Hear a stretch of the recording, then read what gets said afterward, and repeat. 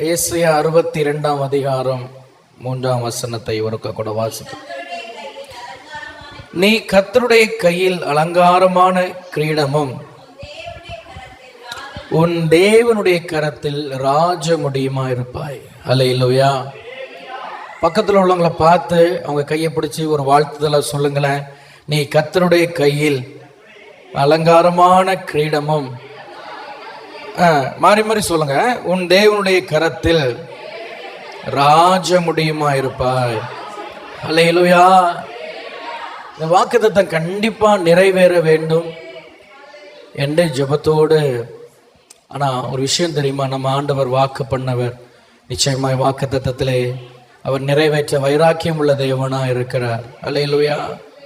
நம்மை காட்டிலும் நல்ல ஆசை அவருக்கு உண்டு. எப்படி ஆகிலும் இந்த வாக்குத்தத்தத்தை நிறைவேற்றணும். எத்தனை பேர் நம்புறீங்க? அல்லேலூயா, அல்லேலூயா. இந்த வருஷத்தின் வாக்குத்தத்தம் ஏசாயா 62:3 இருந்தாலும் இந்த வருஷத்தின் கருப்பொருள் அன்னைக்கு அந்த 1ஆம் தேதி அந்த கரெக்டாக அந்த முதல் மணி நேரத்தில் ஆண்டவர் பேசினது போல ஏசாயா 62:1 நமக்கு இந்த வருடத்தின் கருப்பொருள். கருப்பொருள்னா தீம், ஆங்கிலத்தில் தீம்னு சொல்லலாம். கருப்பொருள் வாசிங்க. ஏசாயா 62:1 வாசிங்க. சியோனின் நிமித்தமும் எருசலேமின் நிமித்தமும் நான் மௌனமாயிராமலும் அதன் நீதி,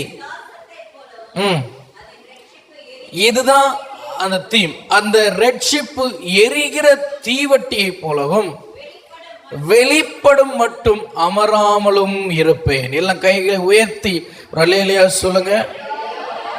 கர்த்தர் இந்த ஊழியத்தை ஒரு எரிகிற தீவட்டியை போல கர்த்தர் வைக்கும் வரைக்கும் நான் அமராமல் இருப்பேன் சொல்றார். இது அவருடைய வாஞ்சை, அவருடைய வைராக்கியத்தை காட்டுகிறது.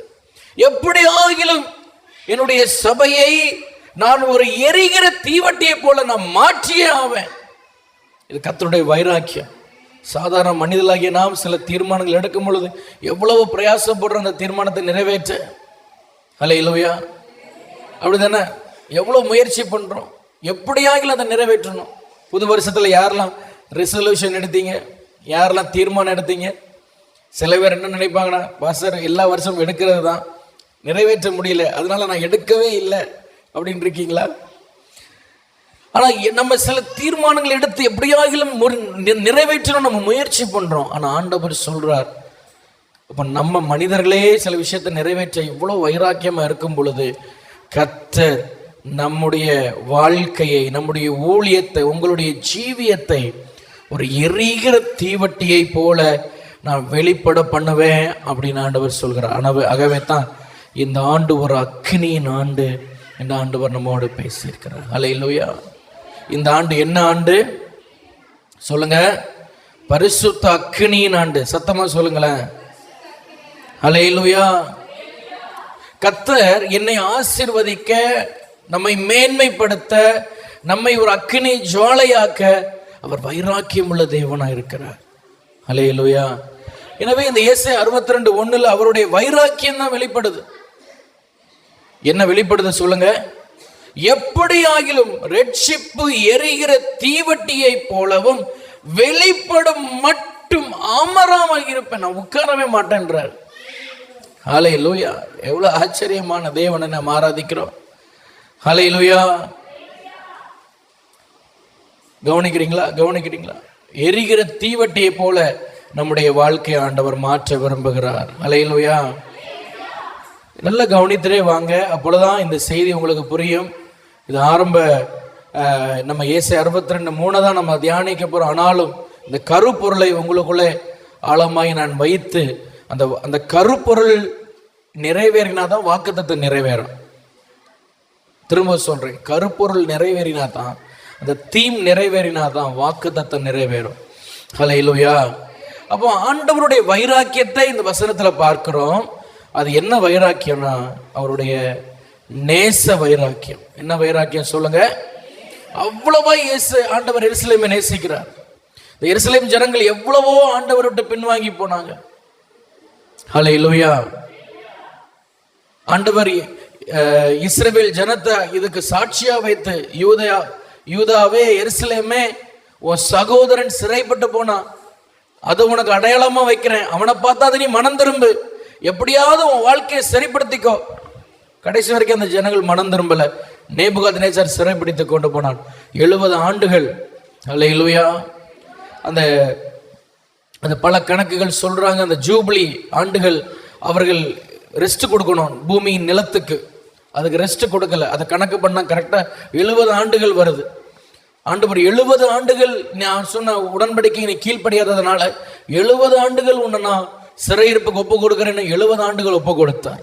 பிறகு அவங்க திரும்பி வந்தாங்க.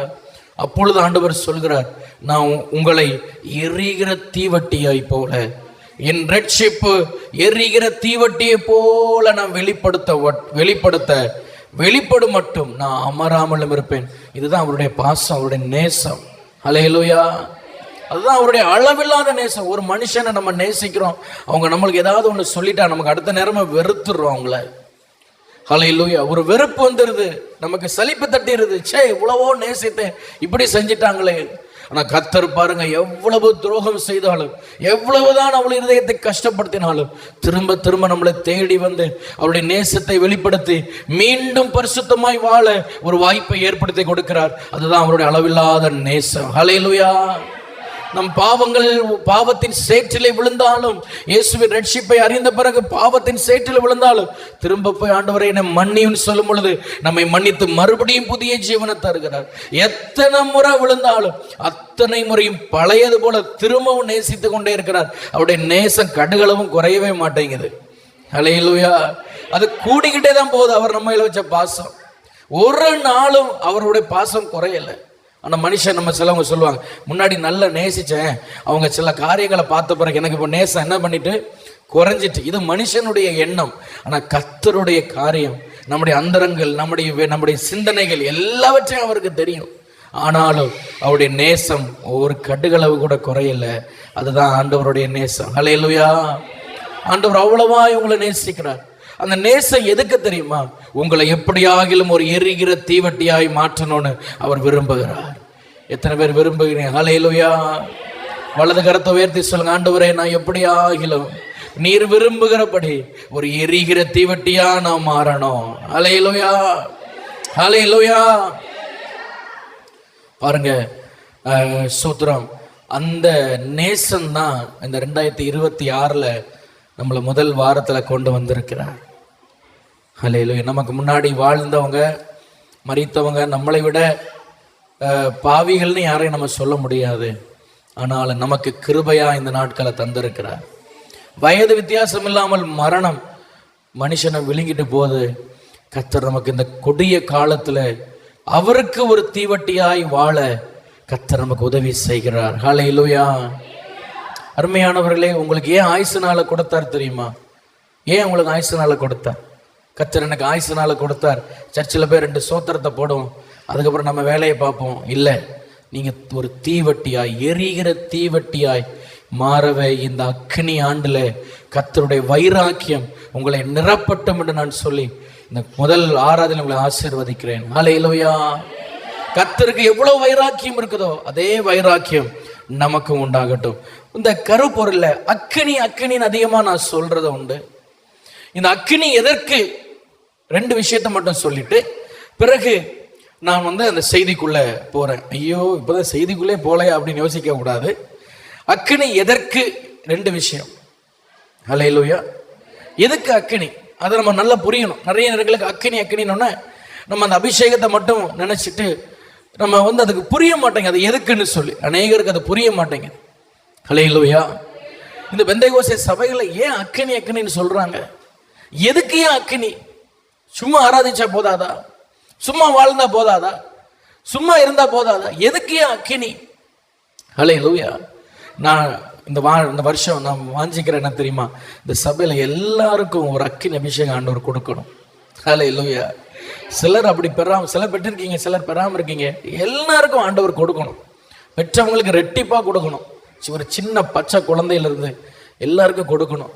நீங்க ஏன் இதை நான் என்னுடைய தரிசனத்தை நான் ஷேர் பண்றேன்னா, இதுக்காக நீங்க ஜெபிக்கணும். அல்லேலூயா. ஐயா ஜெபம் பண்ணுவாருன்னு இருக்கக்கூடாது, நீங்களும் ஜெபிக்கணும். அப்ப அக்கினி எதற்கு? அக்கினி எதற்கு? முதலாவது அக்கினி எதற்கு தெரியுமா? இந்த உலகத்தில் இருந்து நீங்க வேறுபட்டு வாழதான் உங்களுக்கு அக்கினி. ஒரு அல்லேலூயா சொல்லுங்க. அல்லேலூயா. எதுக்கு அக்கினி நமக்கு வேணும்? எதுக்கு அக்கினி அபிஷேகம் வேணும்? எதுக்கு ஆராதனையில் அக்கினி அக்கினின்னு சொல்றாங்க? எதுக்கு அக்கினி எனக்கு உங்களுக்கு வேணும் தெரியுமா? இந்த உலக மனுஷனை போல நீங்க வாழாம ஒரு வேறுபட்டு ஒரு பரிசுத்த ஜீவியம் ஜீவிக்கதான் பரிசுத்த ஆவியானவர் உங்க மேல அக்கினியை போட்டு உங்களை ஒரு எரிகிற தீவட்டியாய் இந்த அக்கினி ஆண்டிலை மாற்றுவார். கரங்களை தட்டி ஆண்டவரை மகிமைப்படுத்துவோம். அல்லேலூயா. வாசிக்கலாம். ரோமர் 12ஆம் அதிகாரம் முதல் வசனத்திலையும் 2ஆம் வசனத்தை வாசிங்க. ரோமர் 12 முதல் 2 வசனத்தை வாசிக்கலாம். நான் வாசிக்கிட்டேன். அப்படி இருக்க சகோதரரே, நல்ல அந்த வசனத்தை கவனிங்க. தெரிந்த வசனமாக இருந்தாலும் கொஞ்சம் ஆழமாக கவனிங்க. நீங்கள் உங்கள் சரீரங்களை பரிசுத்தமும் தேவனுக்கு பிரியமான ஜீவ பலியாய் ஒப்பு கொடுக்க வேண்டும் என்று தேவனுடைய இரக்கங்களை முன்னிட்டு உங்களை வேண்டிக் கொள்கிறேன். இதுவே நீங்கள் செய்யத்தக்க புத்தி உள்ள ஆராதனை. 2வது வசனம் 2வது வாசிக்கலாம். முதல்ல ஒரே நிமிஷம் கவனிங்க. இதுல ஒரு வார்த்தை இருக்கு, ஜீவ பலி. எல்லாரும் பாக்குறீங்களா அந்த வார்த்தைய? எட்டெல்லாம் பைபிள் இருக்கு. பைபிள் இல்லாதவங்க போன்லயாவது பாக்குறீங்க. Very good. வேற பைபிள் இருக்கா? எப்படியாவது பாருங்க, அந்த வசனத்தை பாருங்க. ஆனா கையில் என்ன கொண்டு வரணும்? தம்பிமார் பைபிள் கொண்டு வரணும். என்ன தங்கச்சி பைபிள் இருக்கா? ரோமர் 12:1 பல புதிய ஏற்பாடு 221 பக்கம். ஜீவ பலி அந்த வார்த்தை எத்தனை பேர் பாக்குறீங்க? எத்தனாவது வரியில இருக்கு சொல்லுங்க பாப்போம். 3வது வரி. Very good. ஜீவ பலி. என்ன பலி சொல்லுங்க? ஜீவ பலி. இங்க பவுல் சொல்கிற, சகோதரரே உங்கள் சரீரத்தை ஜீவ பலியா கொடுங்க. பலியினாலே அது செத்த பிறகுதான் கொடுக்க முடியும். பலியினால எப்படிதான் கொடுக்க முடியும்? பழைய ஏற்பாட்டுல ஒரு மிருகத்தை கொன்ன பிறகுதான் அக்கினியில வைப்பாங்க. அல்லேலூயா. சொல்றது எத்தனை பேருக்கு புரியுது? ஒரு மிருகத்தை, ஒரு ஆடை என்ன செஞ்ச பிறகு பலி செலுத்தி அது செத்த பிறகுதான் தூக்கி என்ன வைப்பாங்க? அக்னியில வைப்பாங்க.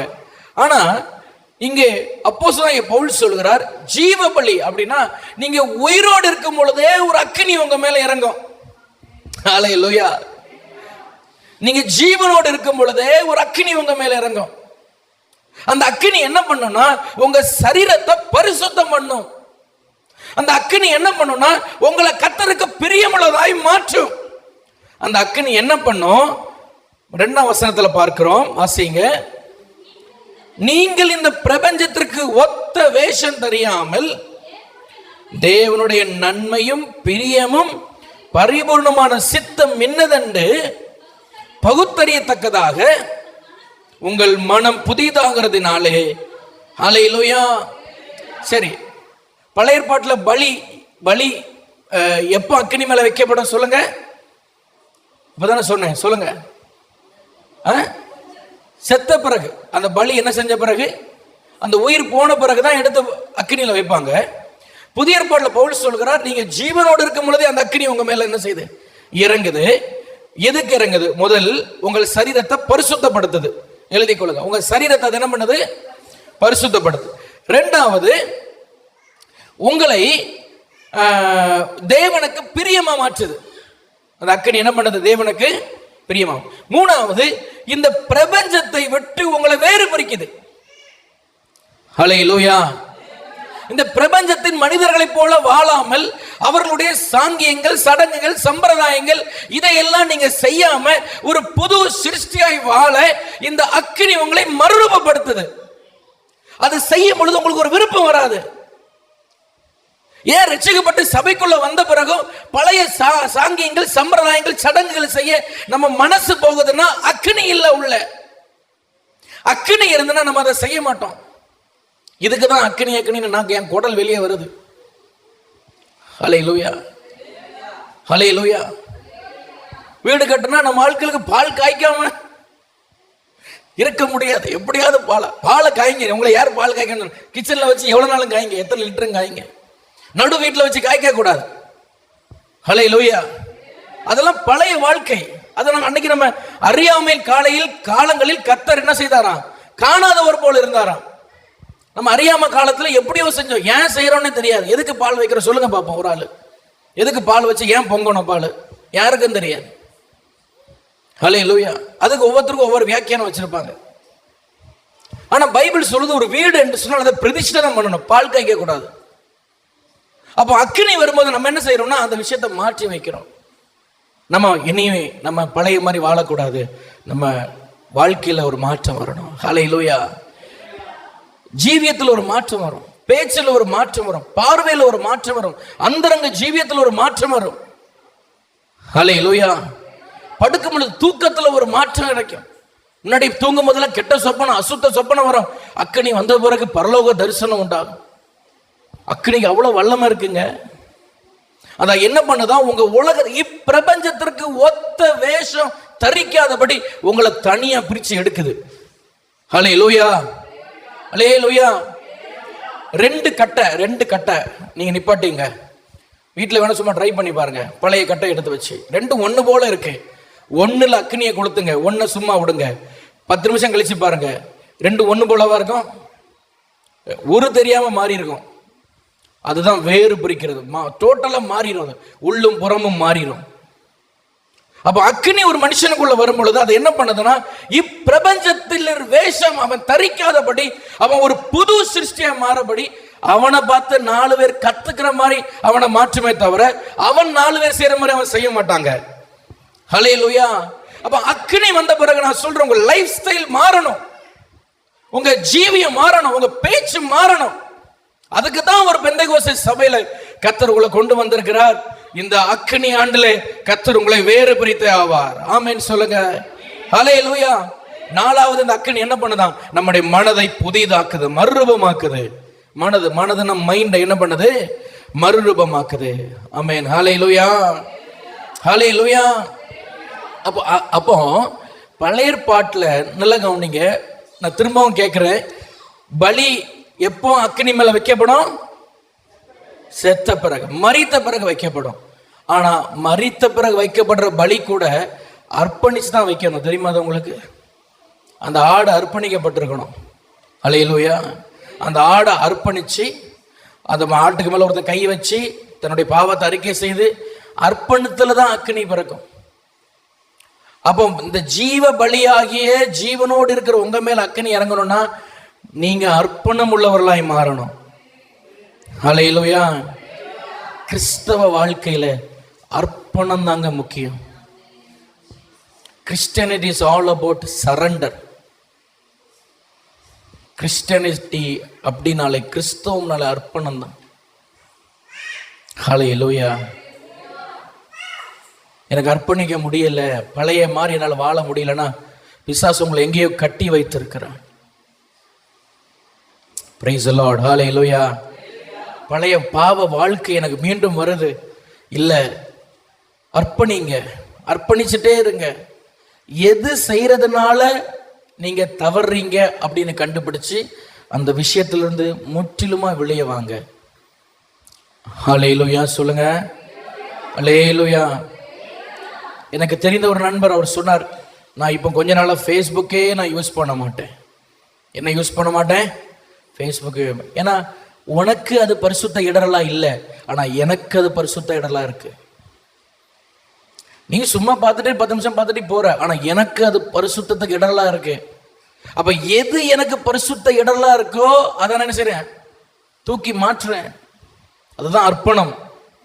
சும்மா நான் எல்லாம் செய்வேன், எல்லாம் பார்ப்பேன், ஆனா பரிசுத்தமா அப்படி முடியாது. கிறிஸ்தவ வாழ்க்கை என்பதே அர்ப்பணம் தாங்க. ஹல்லேலூயா. ஹல்லேலூயா. சில இடத்துக்கு போனா உங்களுக்கு உங்க ஆவி டிஸ்டர்ப் ஆகுதா, உங்களுக்கு பரிசுத்த இடரல் ஆகுதா, அந்த இடத்துக்கு போகாதீங்க. மற்றவங்களுக்கு பிரச்சனை இல்லை, உங்களுக்கு பிரச்சனையா இருக்குல்ல. சில நபரோடு பழகும் பொழுது உங்களுக்கு மறுபடியும் அந்த பாவத்துக்கு நேரா உங்களை இழுக்குது. தயவு செய்து அந்த முகத்துல கூட முழிக்காதீங்க, தள்ளி வந்துருங்க. நான் சொல்றேன், எதுவுமே இருக்கு, புரியுது? ஹல்லேலூயா. நம்ம தப்பா நினைச்சாலும் பரவாயில்ல, நமக்கு எப்படி ஆகிலும் பரிசுத்தமா வாழ்ந்தே ஆகணும். அது அவங்களுக்கு அவங்க பாசுற நானும் இல்லை, அது நமக்கு ஆண்டவர் கொடுத்த ஒரு பாதை. இதுதான், நம்ம இப்படி அர்ப்பணிச்சு தான் போய் ஆகணும். அவன் தன் சிலுவையை சுமந்து என்னை பின்பற்றி வரட்டும் ஆண்டவர் சொன்னார். ஹல்லேலூயா. ஹல்லேலூயா. அப்ப பலி மேல அக்னி எப்போ இறங்க தெரியுமா? அர்ப்பணிக்கும் பொழுதுதான். ஹல்லேலூயா, ஹல்லேலூயா சொல்லுங்க. நல்ல ஞாயிற்றுக்கிழமை வந்து நல்ல அக்கினியை பட்டுட்டு மறுபடியும் இஷ்டம் போல வாழ்றதல்ல. அர்ப்பணத்துக்கு மேலதான் பலி நின்றுகிட்டே இருக்கும், அக்கினி எரிஞ்சுக்கிட்டே இருக்கும். ஹல்லேலூயா. நீங்க எவ்வளவு தூரம் உங்களை அர்ப்பணிச்சுட்டே இருக்கீங்களோ உங்களுக்குள்ள இருக்கிற அக்கினி எரிஞ்சுக்கிட்டே இருக்கும். நான் சும்மா ஒரு வார்த்தையில சொன்னது மாதிரி இருக்கும், ரொம்ப ஆழமான ஒரு வார்த்தை. ஹல்லேலூயா. எவ்வளவு தூரம் நீங்க உங்களை அர்ப்பணிச்சுக்கிட்டே இருக்கிறீங்களோ அவ்வளவு தூரம் என்ன செய்யும், பலிபீடத்துல அக்கினி 24 மணி நேரம் எரியணும். அதுதான் பழைய ஏற்பாடு நியமனம். அப்ப அது எரியணும்னா அர்ப்பணம் என்ன செஞ்சணும், இருந்துகிட்டே இருக்கணும். ஹல்லேலூயா. சரி, அப்ப முதல்ல அக்கினி எதுக்கு நான் சொன்னேன், உலகத்திலிருந்து உங்களை வேறு பிடிக்க. இரண்டாவது அக்கினி எதற்கு, 1 பேதுரு 2ஆம் அதிகாரம் 9ஆம் வசனம். 1 பேதுரு தெரிந்த வசனம் தான், ஆனாலும் நம்ம கூர்மையா அந்த வசனத்தை கவனிக்கலாம். 1 பேதுரு 2ஆம் அதிகாரம் 9ஆம் வசனம். நீங்களோ உங்களை அந்தகாரத்தினின்று தம்முடைய ஆச்சரியமான ஒளியினிடத்திற்கு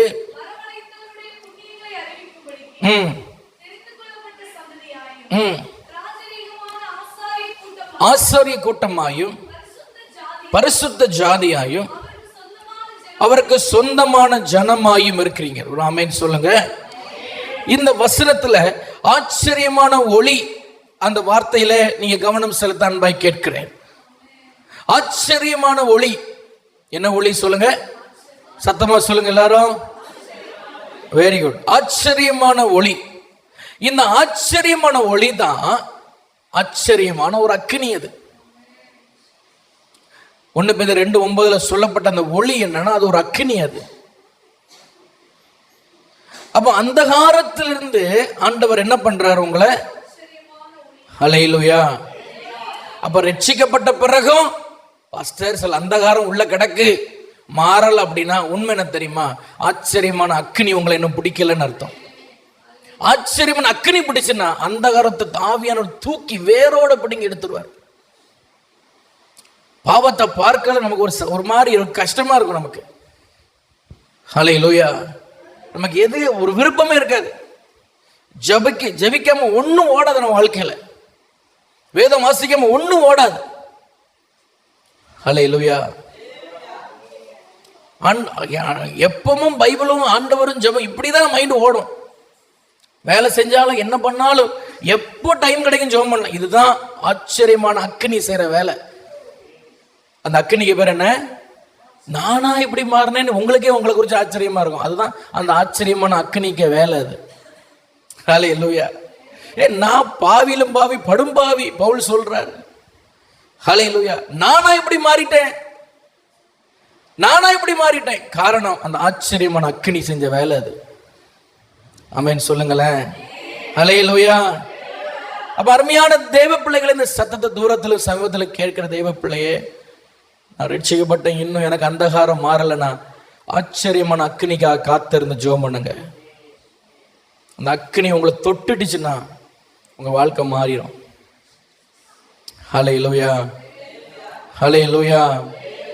அப்படியே வலது கரத்தை உயர்த்துங்க, ஆண்டவர்கிட்ட சொல்லுங்க, ஆண்டவரே அந்த ஆச்சரியமான ஒளி, அந்த ஆச்சரியமான அக்கினி இந்த காலை வேளையில உங்க மேல விழட்டும். அப்படியே ஒரு வார்த்தை சொல்லி ஜெபம் பண்ணுங்க பாப்பா, கண்ணீரோட ஜெபம் பண்ணுங்க. ஆண்டவரே இந்த ஆச்சரியமான அக்கினி மேல விழட்டும். ஒருவேளை சில அந்தகாரம் என் மேல இருக்கிறது போல எனக்கு தெரியுது, எனக்கு ஹெல்ப் பண்ணுங்க ஏசப்பா, எனக்கு உதவி செய்யுங்க ஆண்டவரே, ஒப்பு கொடுங்க பாப்போம். ஒருவேளை முன்னாடி நிற்கிற எனக்கு உங்களுடைய காரியங்கள் எனக்கு தெரியாமல் இருக்கலாம், ஆனா கர்த்தர் எல்லாவற்றையும் பார்க்கிறார். ஆண்டவர்கிட்ட ஒப்பு கொடுங்க.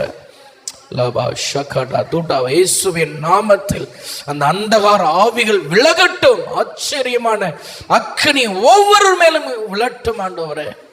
ஹல்லேலூயா, ஹல்லேலூயா, ஹல்லேலூயா, ஹல்லேலூயா. அந்த ஆச்சரியமான அக்கினி ஒவ்வொரு மேலும் விழட்டும் அப்பா. நல்ல கைகளை தட்டி ஆண்டவரை ஸ்தோத்திரம் பண்ணுங்க. ஹல்லேலூயா, ஹல்லே. கொஞ்ச நேரம் ஆவியில நிரம்பி ஜெபம் பண்ணுங்க பாப்போம். ஒரு ஆச்சரியமான அக்கினி உங்க மேல விளையாட்டு இந்த ஆராதனை வேலையில நல்ல கைகளை தட்டி சத்தமா ஜெபம் பண்ணுங்க. சத்தமா அபிஷேகம், அந்நிய பாஷை பெற்றவங்க அந்நிய பாஷை பேசுங்க. கர்த்தரை ஸ்தோத்திரம் பண்ணுங்க, ஸ்தோத்திரம் பண்ணுங்க, ஸ்தோத்திரம் பண்ணுங்க. இவ்வளவுதானா? இன்னும் நல்ல நல்ல நல்ல கைகளை தட்டி கர்த்தரை ஸ்தோத்திரம் பண்ணுங்க. ஆவியானவர் இந்த ஆராதனை நேரத்தில் இப்பொழுதே அந்த ஆச்சரியமான அக்கினியை உண்மையில் போடுகிறார் தேவ பிள்ளையே. உங்கள் மேல் போடுகிறார். அந்த அந்தகார வல்லமை வெளியேறட்டும். இடபல கபட துடபலபா சிடபல பரபரபரபா. Receive the fire. ஹalleluya. கர்த்தருக்காய் ஜீவிக்க முடியாது, உலகத்துக்கு வேறுபட்டு ஜீவிக்க முடியாது. ஒரு ஆச்சரியமான அக்கினி உங்க மேல விழட்டும், இப்பொழுது விழட்டும். வாலிப தம்பிமார் நல்ல கை தட்டி கர்த்தரை ஸ்தோத்திரம் பண்ணுமா, நல்ல ஸ்தோத்திரம் பண்ண. அமைதியா இருக்காத, ஆவியான விட்டு கொடு. உன் வாழ்க்கைக்கு அந்தகாரம் மாறட்டும், வாழ்க்கைக்கு பாவ காரியங்கள் மாறட்டும். கர்த்தர் உன்னை பரிசுத்தப்படுத்தட்டும். ஹalleluya, ஹalleluya. Thank you Holy Spirit, thank you Holy Spirit. ஹalleluya. இப்போ இந்த ஆச்சரியமான அக்னி வந்த பிறகு அந்த மனுஷன் என்ன பண்றான்னு தெரியுமா? அந்த அக்னி பக்கத்துல பல பேரை கொண்டு வர்றான். ஹல்லேலூயா. அப்ப அக்னி செய்யற ரெண்டாவது வேலை என்ன தெரியுமா? பலரை ஆண்டவர் பக்கம் உங்களை நீங்க நடத்துவீங்க. பலரை ஆண்டவர் பக்கம் நீங்க நடத்துவீங்க. ஹல்லேலூயா. ஏன்னா உங்களுக்குள்ள அந்த அக்னி எரியுதுனால இந்த அக்னி பக்கத்துல எப்படியாவது எல்லாரும் என்ன பண்ணோம், கொண்டு வந்துடணும்னு உங்களுக்கு ஒரு ஆசை. ஹல்லேலூயா, ஹல்லேலூயா. அப்போ அக்னி செய்கிற ரெண்டு வேலை சொல்லுங்க. ஒன்று, இந்த உலகத்திலேருந்து உங்களை வேறு பிரிக்குது. ரெண்டாவது, நீங்கள் உங்கள் அக்னி அண்டையில் பலர் என்ன செய்கிறீங்க, கொண்டு வாருங்க, இழுத்து கொண்டு வாருங்க. இந்த ரெண்டு வேலை அக்னி செய்யுது. ஹல்லேலூயா, ஹல்லேலூயா. எனக்கு சுவிசேஷம் சொல்ல பயமாக இருக்குது. அக்னி வந்துன்னா பயம் போயிடும். ஹல்லேலூயா. அக்னி நம்மளை இருக்க விடாது. எப்படியாக 4 பேருக்கு ஆண்டவரை பற்றி சொல்லிடுவோம். ஹல்லேலூயா. ஆண்டவருடைய பரிசுத்த நாம மகிமைப்படட்டும். இந்த அக்னியை பெற்ற பிறகு என்ன நடக்குதா? ஏசாயா 62:2 வாசிங்க. ஏசாயா 62:2 வாசிங்க.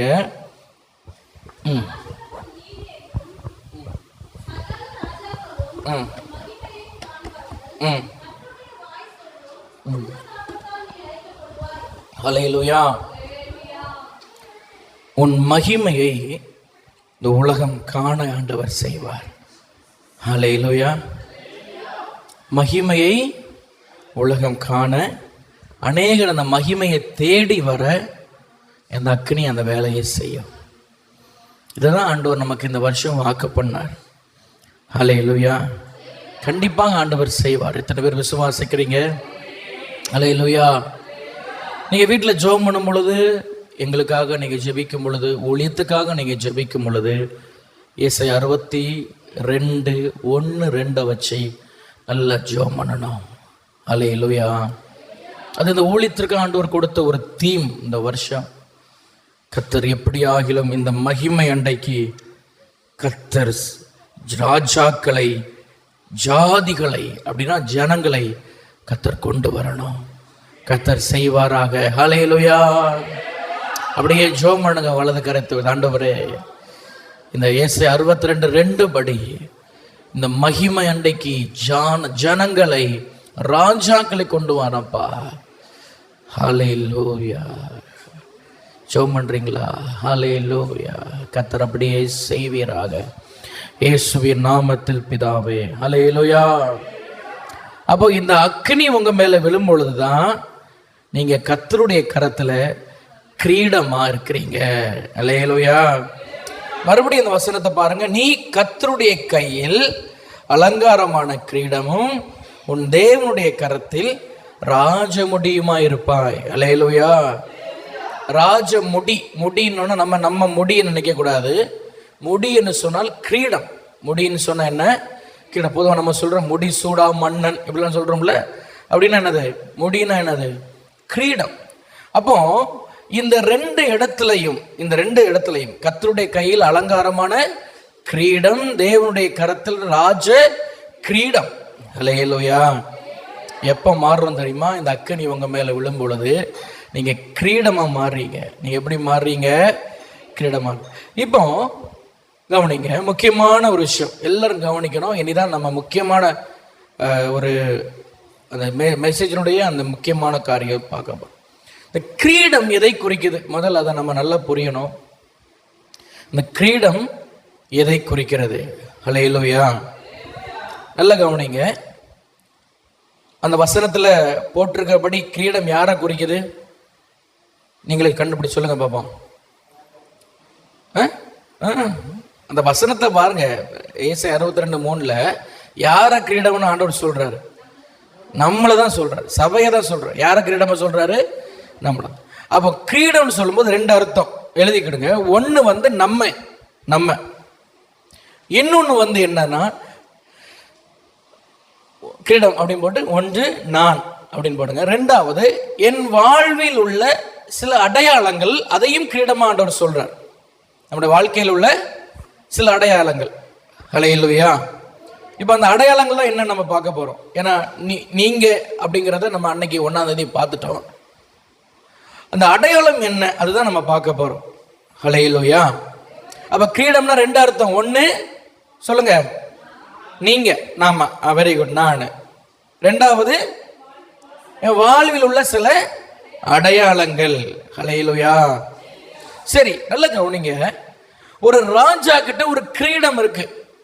இப்பொழுது நம்ம உலகத்துல கிரீடம் இருக்கு. சில இடத்துல கிரீடம் வச்சிருக்கிறாங்க.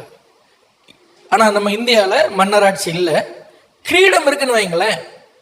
அந்த கிரீடத்தை மிகவும் பத்திரமாக அதை கையாளுவாங்க. சும்மா எல்லா இடத்துக்கும் கொண்டு போக மாட்டாங்க. சும்மா எல்லா இடத்துக்கும் ராஜா போட்டுட்டும் போக மாட்டார்.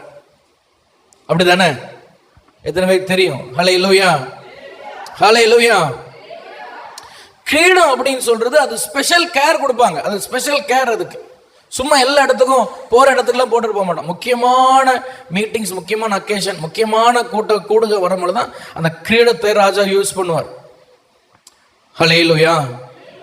அப்போ அந்த கிரீடம் என்பது முதல் அடையாளம் என்ன அப்படின்னா, கிரீடம் என்பது உங்கள் வாழ்க்கையில் உள்ள ஜெயத்தை காட்டுது. ஃபர்ஸ்ட் அடையாளம் தான். 4 அடையாளம் ஆண்டவர் உங்களோடு பேசுவார். 4 அடையாளம் பேசுவார் கிரீடம்னா என்னன்னு. முதல்ல அந்த கிரீடம் என்பது ஜெயத்தை காட்டுது. எதை காட்டுது சொல்லுங்க, வாசிங்க. 1 நாளாகமம் 20ஆம் அதிகாரம் 2ஆம் வசனத்துல ஒரு வார்த்தை இருக்கு. அதை நீங்க வாசிங்க, அப்புறம் நம்ம அதை பார்க்கலாம். 1 நாளாகமம் 20ஆம் அதிகாரம் 2ஆம் வசனம். 1 நாளாகமம் 20:2. தாவீது வந்து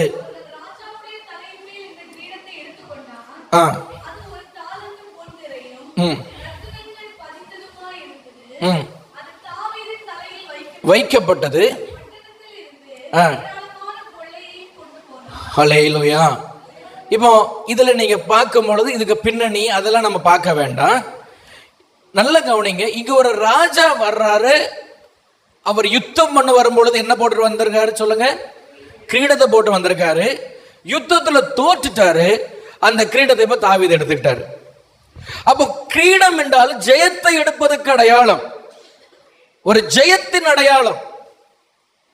திரும்ப சொல்லட்டுமா? புரிஞ்சுட்டா உங்களுக்கு? புரிஞ்சுட்டா? ஒரு ராஜா யுத்தம் பண்ண வந்திருக்கிறார். யோவாபா அவனை கொண்டுட்டார். இப்போ அந்த கிரீடத்தை தாவீது எடுத்துக்கிட்டார். அது கிரீடம் என்றால் அது ஜெயத்தை காட்டுகிறது. ஹல்லேலூயா, ஹல்லேலூயா. இப்போ இந்த வருஷத்துல நீங்க அதிகமா ஜெபிக்க வேண்டிய ஒரு காரியத்தை உங்களுக்கு நான் சொல்லி, இந்த கிரீடத்துக்கு விரோதமாக, கிரீடம் சொன்ன 4 அடையாளம் நான் சொல்ல போறேன். அதுல முதல் அடையாளம் அது ஜெயத்தை காட்டுது. இந்த கிரீடத்துக்கு விரோதமா ஒரு ஆவி போராடும் எப்பொழுதுமே. ஹல்லேலூயா. இன்னும் புரியுற மாதிரி சொன்னா, உங்க வாழ்க்கையில் இருக்கிற ஜெயத்துக்கு விரோதமா நீங்க ஜெயிக்க கூடாது அப்படின்னு, உங்க தொழில தோக்கணும், உங்க வியாபாரத்துல தோக்கணும், பிசினஸ்ல தோக்கணும், உங்க கரியர்ல தோக்கணும், ஸ்பிரிச்சுவல் லைஃப்ல ஆவிக்குரிய வாழ்க்கையில தோக்கணும், ஊழியத்துல தோக்கணும், ஹல்லேலூயா, குடும்ப ஜீவியத்துல தோக்கணும், பிள்ளைகளுடைய வாழ்வில பிள்ளைகள் தோக்கணும்னு சொல்லி ஒரு ஆவி போராடும். எனக்கு ஆண்டவர் அதை வெளிப்படுத்தி அதிகமா இதுக்காக ஜெபிக்க வைத்தார். நீங்களும் அதிகமா இந்த வருஷம் ஜெபம் பண்ண போறீங்க. ஹல்லேலூயா. அப்ப இந்த அக்னி ஆண்டுல ஒரு ஆவிக்கு விரோதமா நம்ம போராடி நம்ம ஜெயம் எடுத்து இந்த வருஷத்தை ஜெயமா முடிக்க போறோம். ஹல்லேலூயா. அது என்ன ஆவினா அமலேக்கின் ஆவி. இந்த கிரீடத்துக்கு விரோதமா ஒரு அமலேக்கின் ஆவி போராடும். 1 சாமுவேல் 1ஆம் அதிகாரம் 10ஆம் வசனத்தை வாசிங்க. 1 சாமுவேல் 1ஆம் அதிகாரம் 10ஆம் வசனம். 2 சாமுவேல் தப்பா எழுதி வைத்திருக்கிறேன். 2 சாமுவேல் 1ஆம் அதிகாரம் 10ஆம் வசனம்.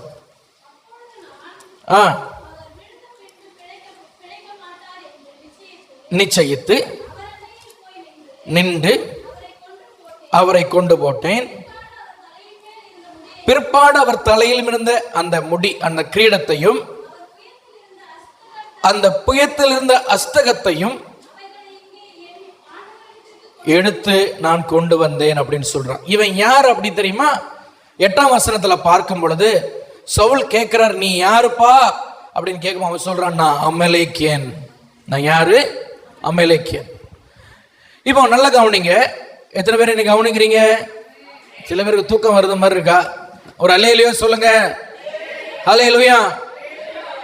அப்போ இந்த கிரீடத்துக்கு விரோதமா எது போராடும்? அமலேக்கின் ஆவி போராடும். நல்லா புரிஞ்சிடுங்க. நம்முடைய வாழ்க்கைக்கு விரோதமா அமலேக்கிய ஆவி போராடும். நீங்க நல்லா இருக்காது, அதுக்கு பிடிக்கவே பிடிக்காது.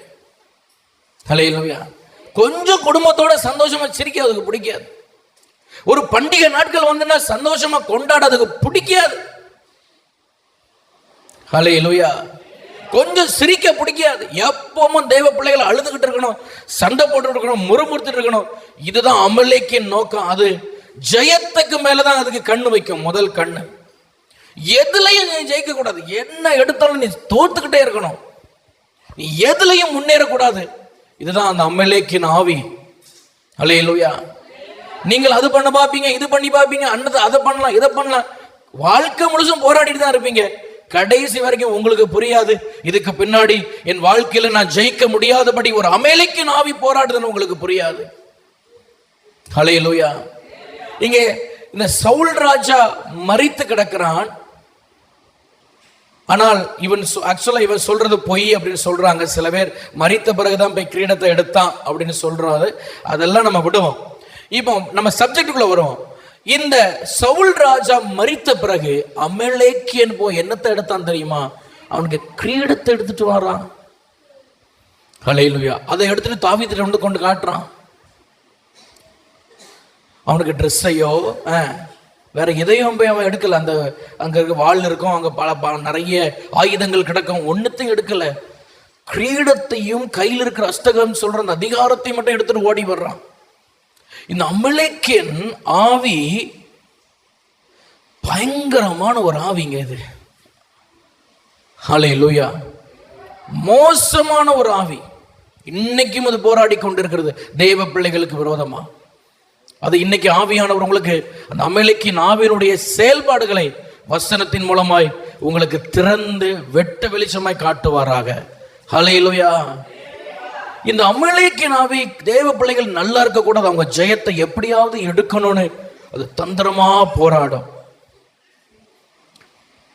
இந்த அமலேக்கியன் முதல்ல சவுல் ராஜாவாகும் பொழுது ஆண்டவர் கொடுத்த வேலை என்ன தெரியுமா? நீ அமலேக்கியனை பூமியில இராம அழித்து போடணும். ஒருத்தனை கூட உயிரோட வைக்க கூடாது. அல்லேலூயா. ஆனா சவுல் அதுக்கு கீழ்ப்படியல. கொஞ்சம் பேரை தான் கொன்னா, கொஞ்சம் பேரை அவன் ராஜாவை உயிரோட ஆகான்னு சொல்ற அந்த ராஜாவை உயிரோட வச்சான். ஆனா பைபிள் சொல்லுது, ஆரம்ப நாட்கள் இருந்தே இஸ்ரவேல் ஜனங்களுக்கு விரோதமாய் போராடினது இந்த அமலேக்கின் ஆவி. இஸ்ரவேல் ஜனங்கள் எகிப்திலிருந்து வெளியே வந்தோடனே அவங்க முதல் சந்தித்த யுத்தம் அமலேக்கியனோட தான். அல்லேலூயா. யாத்திராகமம் 17:16 சொல்லுது, கர்த்தருடைய கை, அமலேக்கின் கை கர்த்தருடைய சிங்காசனத்துக்கு விரோதமாய் இருக்கிறபடியால் தலைமுறை தலைமுறை அவனுக்கு விரோதமாய் கர்த்தரின் யுத்தம் நடக்கும். அல்லேலூயா. அமலேக்கின் கை கர்த்தருக்கு விரோதமா இருக்குது. Praise the lord. அல்லேலூயா. இந்த அமலேக்கியன் நல்ல கவனிங்க. இந்த அமலேக்கியன் ஆவி ஒரு ஆவிக்குரிய பிள்ளை எப்போ அடிக்கும் தெரியுமா? வாசிங்க, உபாகமம் 25 எடுங்க. அங்கதான் அந்த ரகசியம் ஆண்டவர் எழுதி வச்சிருக்கிறார். உபாகமம் 25:17. எப்போ இந்த அமலேக்கிய ஆவி ஒரு ஆவிக்குரிய பிள்ளைய தாக்கும்? எகிப்திலிருந்து புறப்பட்டு வருகிற வழியிலே வந்து நீ இளைத்து விடாய்த்திருக்கையில் பின்வருகிற உன் பாளையத்தில் உள்ள பலவீனரை எல்லாம் வெட்டினான். அடுத்த வசனம்.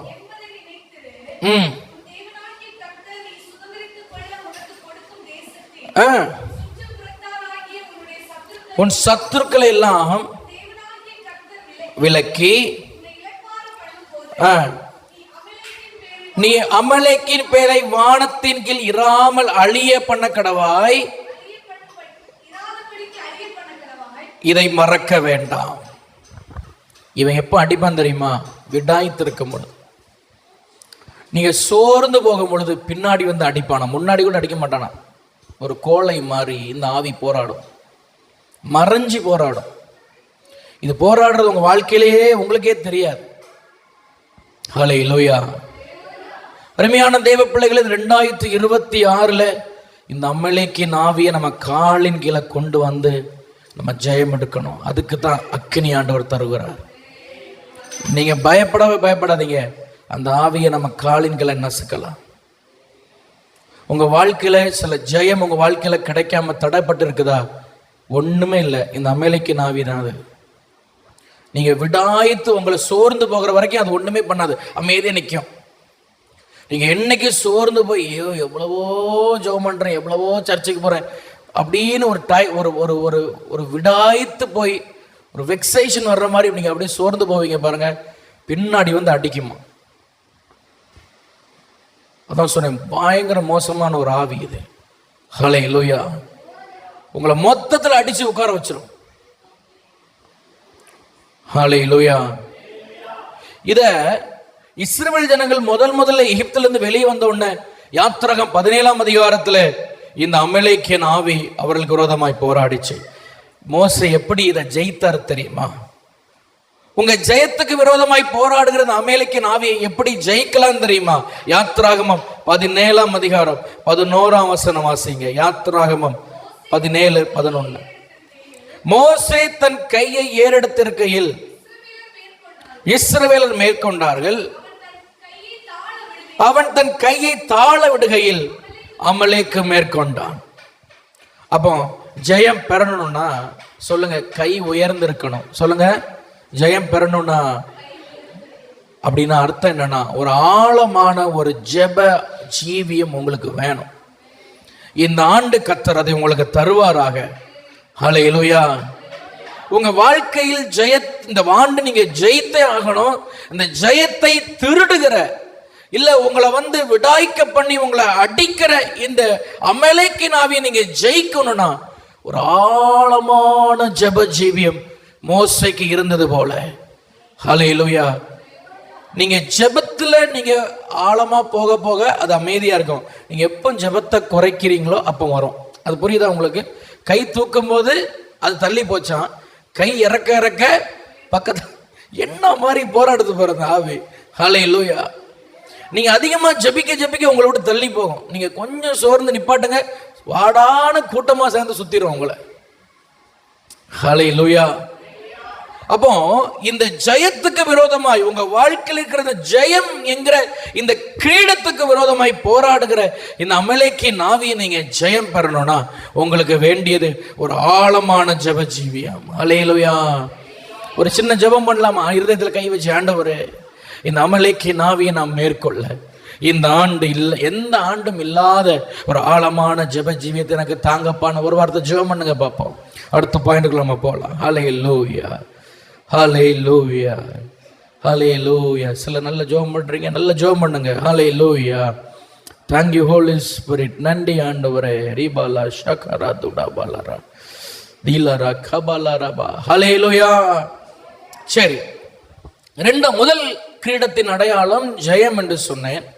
ரெண்டாவது கிரீடம் அப்படின்னாலே நல்ல கவனிங்க. ஒரு கிரீடம் அப்படின்னா அது அடுத்த சந்ததிக்கு போகணும். கிரீடம் எங்க போனோம்? ஒரு ராஜா இருக்காருன்னா அவருக்கு அடுத்த பிள்ளை அடுத்த என்ன ஆகணும்?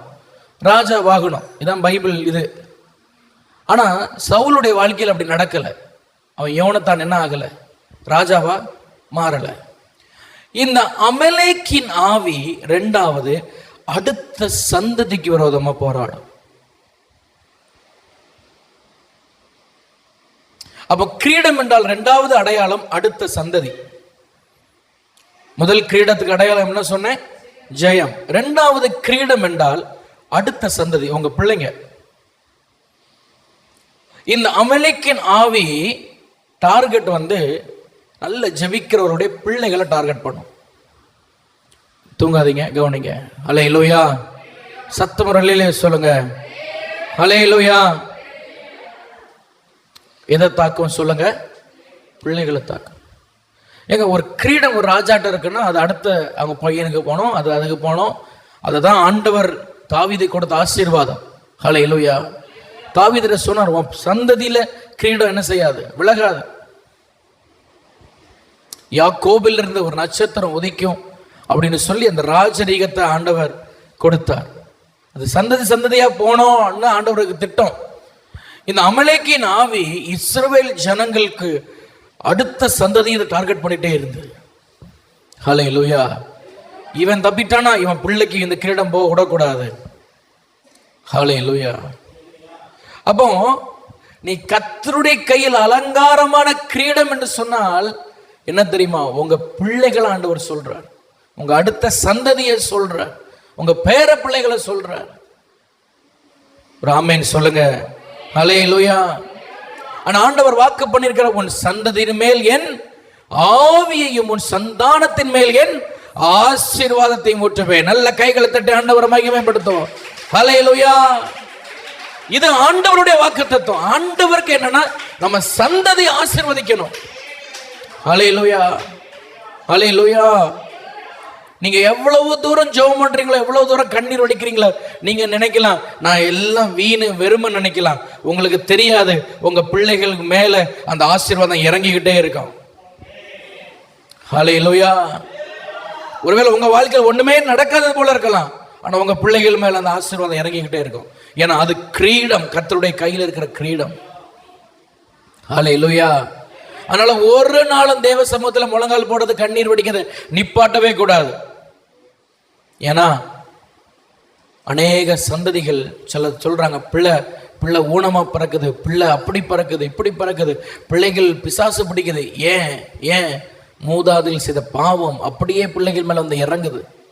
அந்த பிள்ளை ஒரு தப்பும் பண்ணியிருக்காது, ஆனா அந்த பிள்ளை பிசாசு பிடியில இருக்கும், சின்ன வயசுலயே இருக்கும். ஹல்லேலூயா. காரணம் என்ன?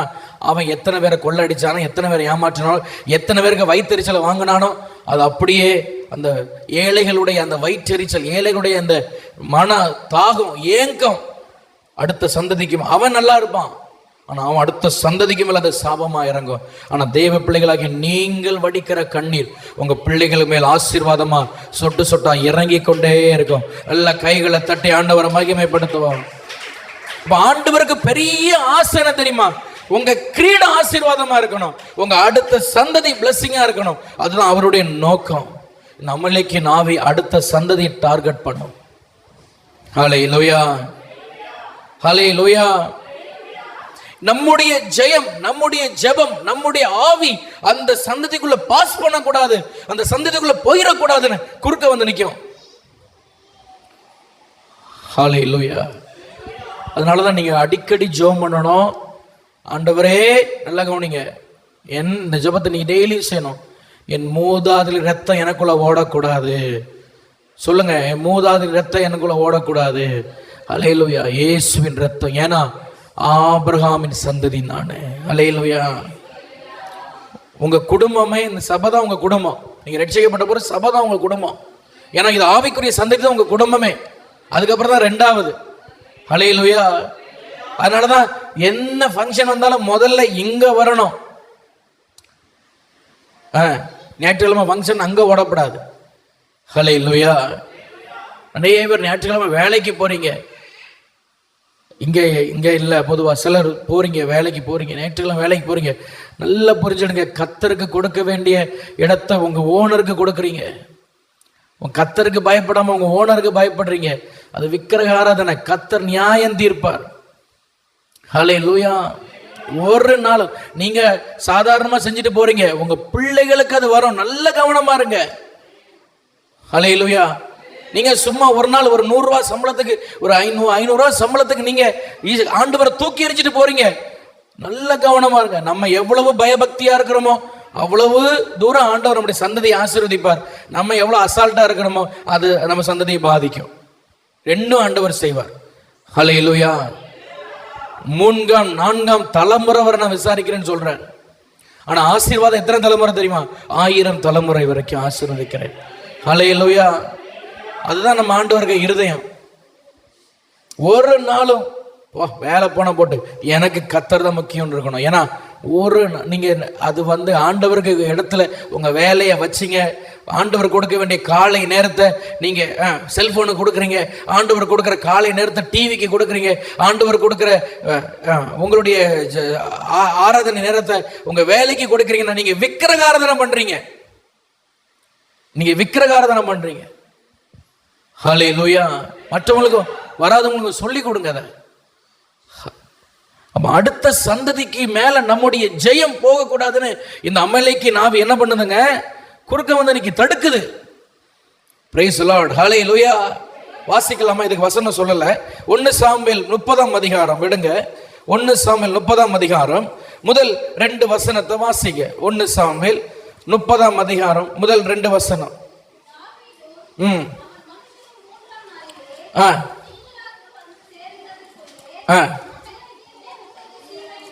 அமலேக்கின் தென்புறத்து சீமையின் மேலும் சிக்லாகின் மேலும் விழுந்து சிக்லாகை கொள்ளையடித்து அக்கினியால் சுட்டெரித்து அதிலிருந்து ஸ்திரீகளாகிய சிறுவர்களையும் பெரியவர்களையும் சிறைப்பிடித்து ஹல்லேலூயா கொண்டு போயிட்டான். யாரு கொண்டு போனது?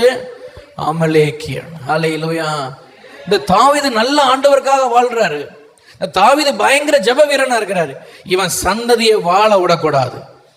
ஹல்லேலூயா. அமலேக்கியன் எல்லாத்தையும் பிடிச்சிட்டு போயிட்டான், சந்ததியை பிடிச்சிட்டு போயிட்டான். Praise the lord. ஹல்லேலூயா. தாவீது திரும்பி பார்க்கிறாரு, எல்லாம் எம்டியா இருக்கு. பைபிள் சொல்லுது தாவீது தண்ணில இருக்க பெலன் எல்லாம் போற அளவுக்கு அழுதாராம். கவனிக்கிறீங்களா? ஹல்லேலூயா. தாவீதுக்கு மேல இருக்கிற அவன்கிட்ட சரீரத்திற்கு எல்லாம் பெலன் போற அளவுக்கு அழுறான். என் பொண்டாட்டி பிள்ளைகள் சந்ததியை பிடிச்சிட்டு போயிட்டானே, நான் ஒன்னில்லாத ஆளா நிக்கிறேன்னு சொல்லி அவன் என்ன பண்ணான் தெரியுமா? இந்த சந்ததிக்கு விரோதமாய் போராடுகிற இந்த சந்ததியாகி இந்த கிரீடத்தை அழிக்க நினைக்கிற இந்த அமலேக்கின் ஆவியை எப்படி ஜெயிக்கலாம் தெரியுமா? 8ஆம் வசனத்துல தாவீது கர்த்தரை நோக்கி, நான் அந்த தண்டை பின்தொடர வேண்டுமா, அதை பிடிப்பேனோ என்று கேட்டான். அதற்கு அவர், நீ அதை பின்தொடர், அதை நீ பிடித்து சகலத்தையும் திருப்பிக் கொள்வாய். இந்த வசனத்து மேல கை வச்சு சொல்லுங்க, நான் சகலவற்றையும் திருப்பிக் கொள்வேன், நான் சகலவற்றையும் திருப்பிக் கொள்வேன். இது ஒரு ப்ராஃபட்டிக் வார்த்தையா சொல்லுங்க, நான் சகலவற்றையும் திருப்பிக் கொள்வேன். ஹல்லேலூயா. அப்ப தாவீது எப்படி ஜெபம் பண்ணார் தெரியுமா? எப்படி ஜெயித்தார் தெரியுமா?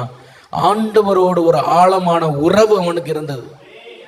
அவன் பேசும்பொழுது ஆண்டவர் கிளியரா பேசுற அளவுக்கு ஒரு ஆழமான உறவு.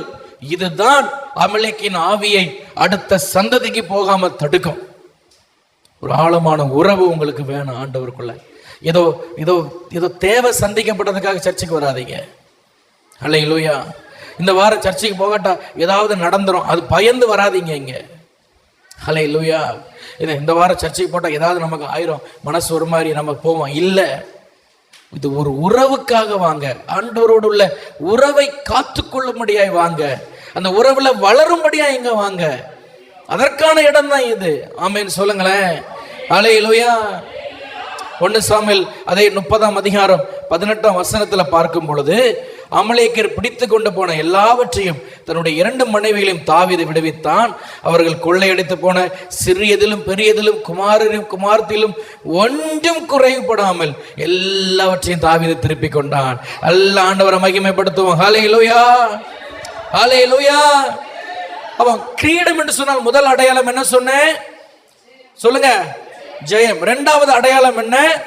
அடுத்த சந்ததி. 3வது கிரீடம் என்றால் ஆசீர்வாதம். சொல்லுங்க, கிரீடம் என்றால் என்ன? ஆசீர்வாதம். அமலேக்கின் ஆவிகள் நம்முடைய ஆசீர்வாதத்தை பிடுங்கி செல்லும். நல்லா கவனிங்க, தேவ பிள்ளைகள் பூமிக்குரிய விஷயத்திலும் ஆசீர்வாதமா இருக்கணும், ஆவிக்குரிய விஷயத்திலும் ஆசீர்வாதமா இருக்கணும். ஹல்லேலூயா. ஹல்லேலூயா. 2 விதத்தில் ஆண்டவர் உங்களை ஆசீர்வதிக்கணும். இந்த அமலேக்கின் ஆவி என்ன பண்ணுதுன்னா, நம்முடைய ஆசீர்வாதங்களை அடுத்து டார்கெட் பண்ணுது. நியாயாதிபதிகள் 6ஆம் அதிகாரம் 3ஆம் வசனத்திலிருந்து ஒருவர் வாசிங்க. அதுல போடப்பட்டிருக்கிறது பாருங்க. நியாயாதிபதிகள் 6ஆம் அதிகாரம் 3ஆம் வசனத்திலிருந்து வாசிங்க. இஸ்ரவேல் விதை விதைத்திருக்கும் போது மீதியானியரும் அமலேக்கியரும் கிழக்கத்தி புத்திரரும் அவர்களுக்கு விரோதமாய் எழும்பி வந்து அவர்களுக்கு எதிரே பாளையம் இறங்கி காசாவின் எல்லை மட்டும் நிலத்தின் விளைச்சலை கெடுத்து இஸ்ரவேலிலே ஆகாரத்தை ஆகிலும் ஆடு மாடுகள் கழுதையாகிலும் வைக்காதே போவார்கள். ஹல்லேலூயா. நல்ல கவனிங்க, உங்க வாழ்க்கையின் ஜெயத்துக்கு விரோதமாய் இந்த அமலேக்கின் ஆவி தனியா போராடும். உங்க அடுத்த சந்ததிக்கு விரோதமா இது தனியா போராடும். ஆனா ஆசீர்வாதம் வரும் பொழுது அது மற்ற ஆவிகளை கூட்ட சேர்த்துக்கும். ஹல்லேலூயா. மற்ற மீதியானி ஆவி, பெலிஸ்தி ஆவி எல்லாம் அது என்னெல்லாம் கூட்ட சேர்க்கணுமோ சேர்த்து ஒரு மனுஷனுடைய ஏன்னா கர்த்தர் ஒரு மனுஷன் ஆசீர்வாதமா வாழ்றது ஆண்டவருக்கு பிரியம். பைபிள் சொல்றது இஸ்ரவேலை ஆசீர்வதிப்பது கர்த்தருக்கு பிரியம். ஒரு மனுஷன் ஆசீர்வாதமா இருந்தா அவன் ஆண்டவருக்காக வாழ்வான். அல்லேலூயா. அவன் ஊழியத்துக்கு கொடுப்பாங்க, மிஷனரிகளுக்கு கொடுப்பாங்க. ஊழியங்கள் எவ்வளவோ கட்டப்படும். ஆசீர்வாதமா இருக்கக்கூடாது. அவன் எப்பொழுதும் ஒரு மன பாரத்துல மன விரக்தியில இருக்கணும். இதுதான் அந்த ஆவிக்குரிய, அது போல ஆவிக்குரிய வரங்கள், கிருபைகள், கனிகள் இதுலயும் வளர விடாது. எப்பொழுதும் பரிசுத்தப்படுத்தி ஜெபம் பண்ற, அடுத்தது பாவத்தில் உள்ளது, அப்புறம் பரிசுத்த, இதுலயே தான் வச்சிருக்கோம். அடுத்த கட்டத்துல அந்த ஆவிக்குரிய விஷயத்துல வளர விடாது. வசனம் படிச்சா ஒன்னும் புரிய விடாது. கூட்டு சேர்ந்து இந்த ஆவிகள் போராடும் ஆசீர்வாதத்துக்கு விரோதமாய். ஹல்லேலூயா. அப்ப இந்த அமலேக்கின் ஆவி கிரீடம் அப்படின்னு சொல்லும் பொழுது அந்த 3வது கிரீடம் என்ன அடையாளம்னா ஆசீர்வாதத்தை சொல்லுகிறது. ஹல்லேலூயா. ஹல்லேலூயா. ஆண்டவருடைய பரிசுத்த நாமம் 7 ஆண்டுகள் இந்த ஆவிகள் இஸ்ரவேல் ஜனங்களுக்கு விரோதமாய் போராடிச்சாங்க. மீதியானியரும் அமலேக்கின் ஆவி. ஹல்லேலூயா. மறைஞ்சேதான் போராடுது. மற்ற இடத்துல மீதியான் தான் வருது. மீதியான கூட மறைஞ்சு கிடந்து இந்த ஆவி போராடுது. அவ 3வது இந்த ஆவிகள் எதற்கு விரோதமா போராடுது சொல்லுங்க? கிரீடம் என்று சொன்னால் அது என்னது? ஆசீர்வாதம். ஆசீர்வாதம். நீங்க ஆசீர்வாதமா வாழக்கூடாது. ஆசீர்வாதம் சொந்தரிக்க கூடாது. உங்க கையில கொஞ்சம் காசு வந்துடக்கூடாது. ஹல்லேலூயா. காசு வந்தாலும் அப்படி செலவு பண்ண, இப்படி செலவு பண்ண, உங்களை செலவு பண்ண வச்சிடும் அது. Praise the lord. ஹல்லேலூயா. ஞானமா உங்க பணத்தை செலவு பண்ண விடாது. ஞானமா அதை சேமித்து வைக்க விடாது. 10 ரூபா வந்துனா 20 ரூபா வியாதி பலவீனத்துக்கு கொடுக்கிற மாதிரி, ஹாஸ்பிட்டல கொண்டு கொடுக்கிற மாதிரி வச்சிரும். ஹல்லேலூயா. நல்ல கவனிங்க, தேவ பிள்ளைகள் உங்க பணங்களை சேமித்து வைக்கணும். உங்க பணங்களை ஞானமா செலவு பண்ணணும். ஹல்லேலூயா. ஹல்லேலூயா. அப்போ ஐஸ்வர்யம் என்பது மனநிலையை பொறுத்தது. ஐஸ்வர்யம் என்பது என்னது? ஐஸ்வர்யவான் என்பது எதை பொறுத்தது சொல்லுங்க? மனநிலை. ஒருத்தர்கிட்ட 10 காசு கூட இல்லாம இருக்கலாம், ஆனா அவன் ஐஸ்வர்யவானா தான் இருப்பான். ஏன் தெரியுமா? அவன் மனநிலை ஐஸ்வர்யவானா இருக்கும். மனநிலை. ஒரு காசு வந்தா எப்படி செலவு பண்ண உனக்கு தெரியும், அதை எப்படி சேமிக்கணும், எப்படி பயன்படுத்தணும் எல்லாம் தெரியும். 10 கோடி வச்சிருந்தாலும் அவன் ஏழையா தான் இருப்பான். ஏன்னா மனநிலை எப்படி செலவு பண்ணணும்னு தெரியாது. 10 கோடி 10 பக்கம் வீசிடுவான். அப்ப ஆசீர்வாதம் என்பது சொல்லுங்க கையில இருக்கிற காசை பொறுத்தல்ல, உங்க மனநிலையை பொறுத்தது. நீங்க 10 கோடி உங்க கையில இருந்தாலும் நீங்க ஏழையா தான் இருப்பீங்க. ஏன்னா உங்க மனநிலை எப்படி இருக்கும்னா 10 கோடிய 10 இடத்துல வீசிடுவீங்க. 10 காசு உங்க கையில இருக்காது, ஆனாலும் நீங்க ஐஸ்வர்யவானதா இருப்பீங்க. காரணம் என்னன்னா உங்க மனநிலை அப்படி இருக்கும். 1000 ரூபா வந்தாலும் 500 ரூபா சேமிக்கணும், 500 ரூபா செலவு பண்ணணும், 300 ரூபா எப்படி எல்லாம் கரெக்டா பண்ணுவீங்க. அந்த ஞானத்தாண்டவர் உங்களுக்கு தருவார். அதான் மைண்ட் செட். ப்ராஸ்பரிட்டி, ஐஸ்வர்யம் என்பது மனநிலையை பொறுத்தது. அந்த மனநிலையை கெடுக்கும் அந்த ஆவி வந்து. அப்படி பண்ணு, இதை பண்ணு, அங்க பண்ணு, இங்க கொண்டு போடு, அதை பண்ணு, இதை பண்ணு. ஹல்லேலூயா. எத்தனை ரூபா சம்பாதிச்சாலும் மாச கடைசியில் பட்ஜெட் தான், பட்ஜெட்ல துண்டு தான். காரணம் இந்த அமலேக்கின் ஆவி. பைபிள் சொல்லுது கொஞ்சமாவது விட்டுட்டு போலான்னு பார்க்கலையா, கொஞ்சமாவது அவங்க சாப்பிடட்டும் விடலையா, மொத்தத்தில் வலிச்சு எடுத்துட்டு போயிட்டானா. ஹல்லேலூயா. சரி பரவாயில்ல, ஒருபடி அரிசியாவது போட்டுட்டு போவோம். அதெல்லாம் கிடையாது. பட்னி கிடந்து சாகுன்ட்டு என்ன மனநிலை பாருங்க இதுக்கு. நான் சொன்ன மோசமான ஆவியில மோசமான ஆவி இது. ஹல்லேலூயா. இந்த 2026 கை தூக்குங்க. ஆண்டவர் இந்த ஆவிகள் மேல் உங்களுக்கு ஒரு ஜெயத்தை தருவாராக. நல்ல கைத்தட்டி ஆண்டவரை ஸ்தோத்திரம் பண்ணுங்க பார்ப்போம். ஹல்லேலூயா, ஹல்லேலூயா. இது எப்படி ஜெயிக்கலாம் தெரியுமா? இந்த ஆவி எப்படி ஜெயிக்கலாம்? ஆசீர்வாதத்துக்கு விரோதமா போராடுற இந்த அமலேக்கின் ஆவி எப்படி ஜெயிக்கலாம்? இப்போ கிதியோனை வச்சு ஆண்டவர் இதை ஜெயிக்க வைக்கிறார். யாரை வச்சு ஜெயிக்க வைக்கிறார்? கிதியோன்ட்ட மொத்தம் 32,000 பேர் இருக்கிறாங்க, போர் வீரர்கள். எத்தனை பேர் இருக்கிறாங்க? 32,000. 32,000 பேருக்கு ஆண்டவர் சொல்ல ரொம்ப ஜாஸ்தியா இருக்க உண்ட. அவன் கோடிக்கணக்கில் இருக்கிறான். ஆனா இவன்ட்ட சொல்ற ஆண்டவர், நீ ரொம்ப ஜாஸ்தியா இருக்குடா, நீ யாருக்கெல்லாம் பயப்படுறானோ அவனெல்லாம் ஓடி போய் சொல்லுன்னு ஆண்டவர் சொல்றேன். ஹல்லேலூயா. இவர் சும்மா சொன்னார், யாருக்கெல்லாம் பயமா இருக்கு போங்கன்னு. 10,000 பேர் ஓடிட்டான். இப்ப எத்தனை பேர் மிச்சம்? 22,000 பேர். ஹல்லேலூயா. இப்போ சாரி, மொத்தத்துல எத்தனை பேர் தான் இருந்தாங்க? இப்ப மிச்சம் எவ்வளவு இருக்கு? 10,000 இருக்கு. மிச்சம் எவ்வளவு இருக்கு இப்போ? சாரி, மொத்தத்துல இருந்தது எவ்வளோ? 20,000. அதுல 10 போய் இப்ப எத்தனை இருக்கு? 10,000 பேர் இருக்கிறாங்க. மொத்தத்தில் 20,000, அதுல 10 போய் இப்ப மிச்சம் எவ்வளவு இருக்கு? 10,000 பேர் இருக்கு. அப்ப கிதியோன் நினைக்கிறேன், அந்த 10,000 பேரை வச்சு என்ன பண்ணிடலாம்? ஜெயம் எடுத்துடலாம் அப்படின்னு நினைச்சிட்டு இருக்கும் பொழுது ஆண்டவர் சொல்றார், 10,000 ஜாஸ்திடா. அப்ப ஆண்டவர்கிட்ட கேட்கிறார் கிதியோன், என்ன ஆண்டவரை செய்யணும்? எல்லாரும் தண்ணி குடிக்க கூட்டிட்டு போ. ஆண்டவருக்கு வழியை பத்தில எங்க கூட்டிட்டு போ? தண்ணி குடிக்க வச்சு மிலிட்டரிக்கு ஆள் செலக்ட் பண்ணது நம்ம ரட்சகராகிய ஆண்டவர் மட்டும்தான். கைத்தட்டி ஆண்டவர் மகிமைப்படுத்தும். ஹல்லேலூயா. இன்னைக்கு மிலிட்டரிக்கு எப்படி எல்லாம் செலக்ட் பண்றாங்க? ஜம்ப் பண்ணு, கயிறுல போனா என்ன training, physical training, intelligent training என்னெல்லாம் பாக்குறாங்க. தண்ணி குடிக்க வச்சு செலக்ட் பண்ணார். எப்படி செலக்ட் பண்ண தெரியுமா? எல்லாரையும் விடு, வரிசையா விடு, எல்லாரையும் தண்ணி குடிக்க சொல்லு. கிதியோனுக்கு ஒண்ணுமே புரியல. தண்ணி குடிக்க வச்சு ஆண்டவர் எப்படி செலக்ட் பண்ணுவாருன்னு மண்டையை சொரிஞ்சுக்கிட்டே நிக்கிறாரு. ஆனாலும் சொல்ல எல்லாரும் தண்ணி குடிக்கிறானு. எல்லாரும் தண்ணி குடிக்கிறாங்க. 9,700 பேரு முட்டி போட்டு கமந்து கடந்து தண்ணியை உறிஞ்சு குடிக்கிறான். தண்ணி ஓடுது, முட்டி போட்டு கமந்து கடந்து தண்ணி என்ன பண்றான்? ஏன்னா நல்ல தாகம், தண்ணி கிடைச்சதான் உண்டு. கமந்துட்டான், பாதி பேர் படுத்துட்டான், படுத்து கடந்து உறிஞ்சு குடிக்கிறான் தண்ணிய.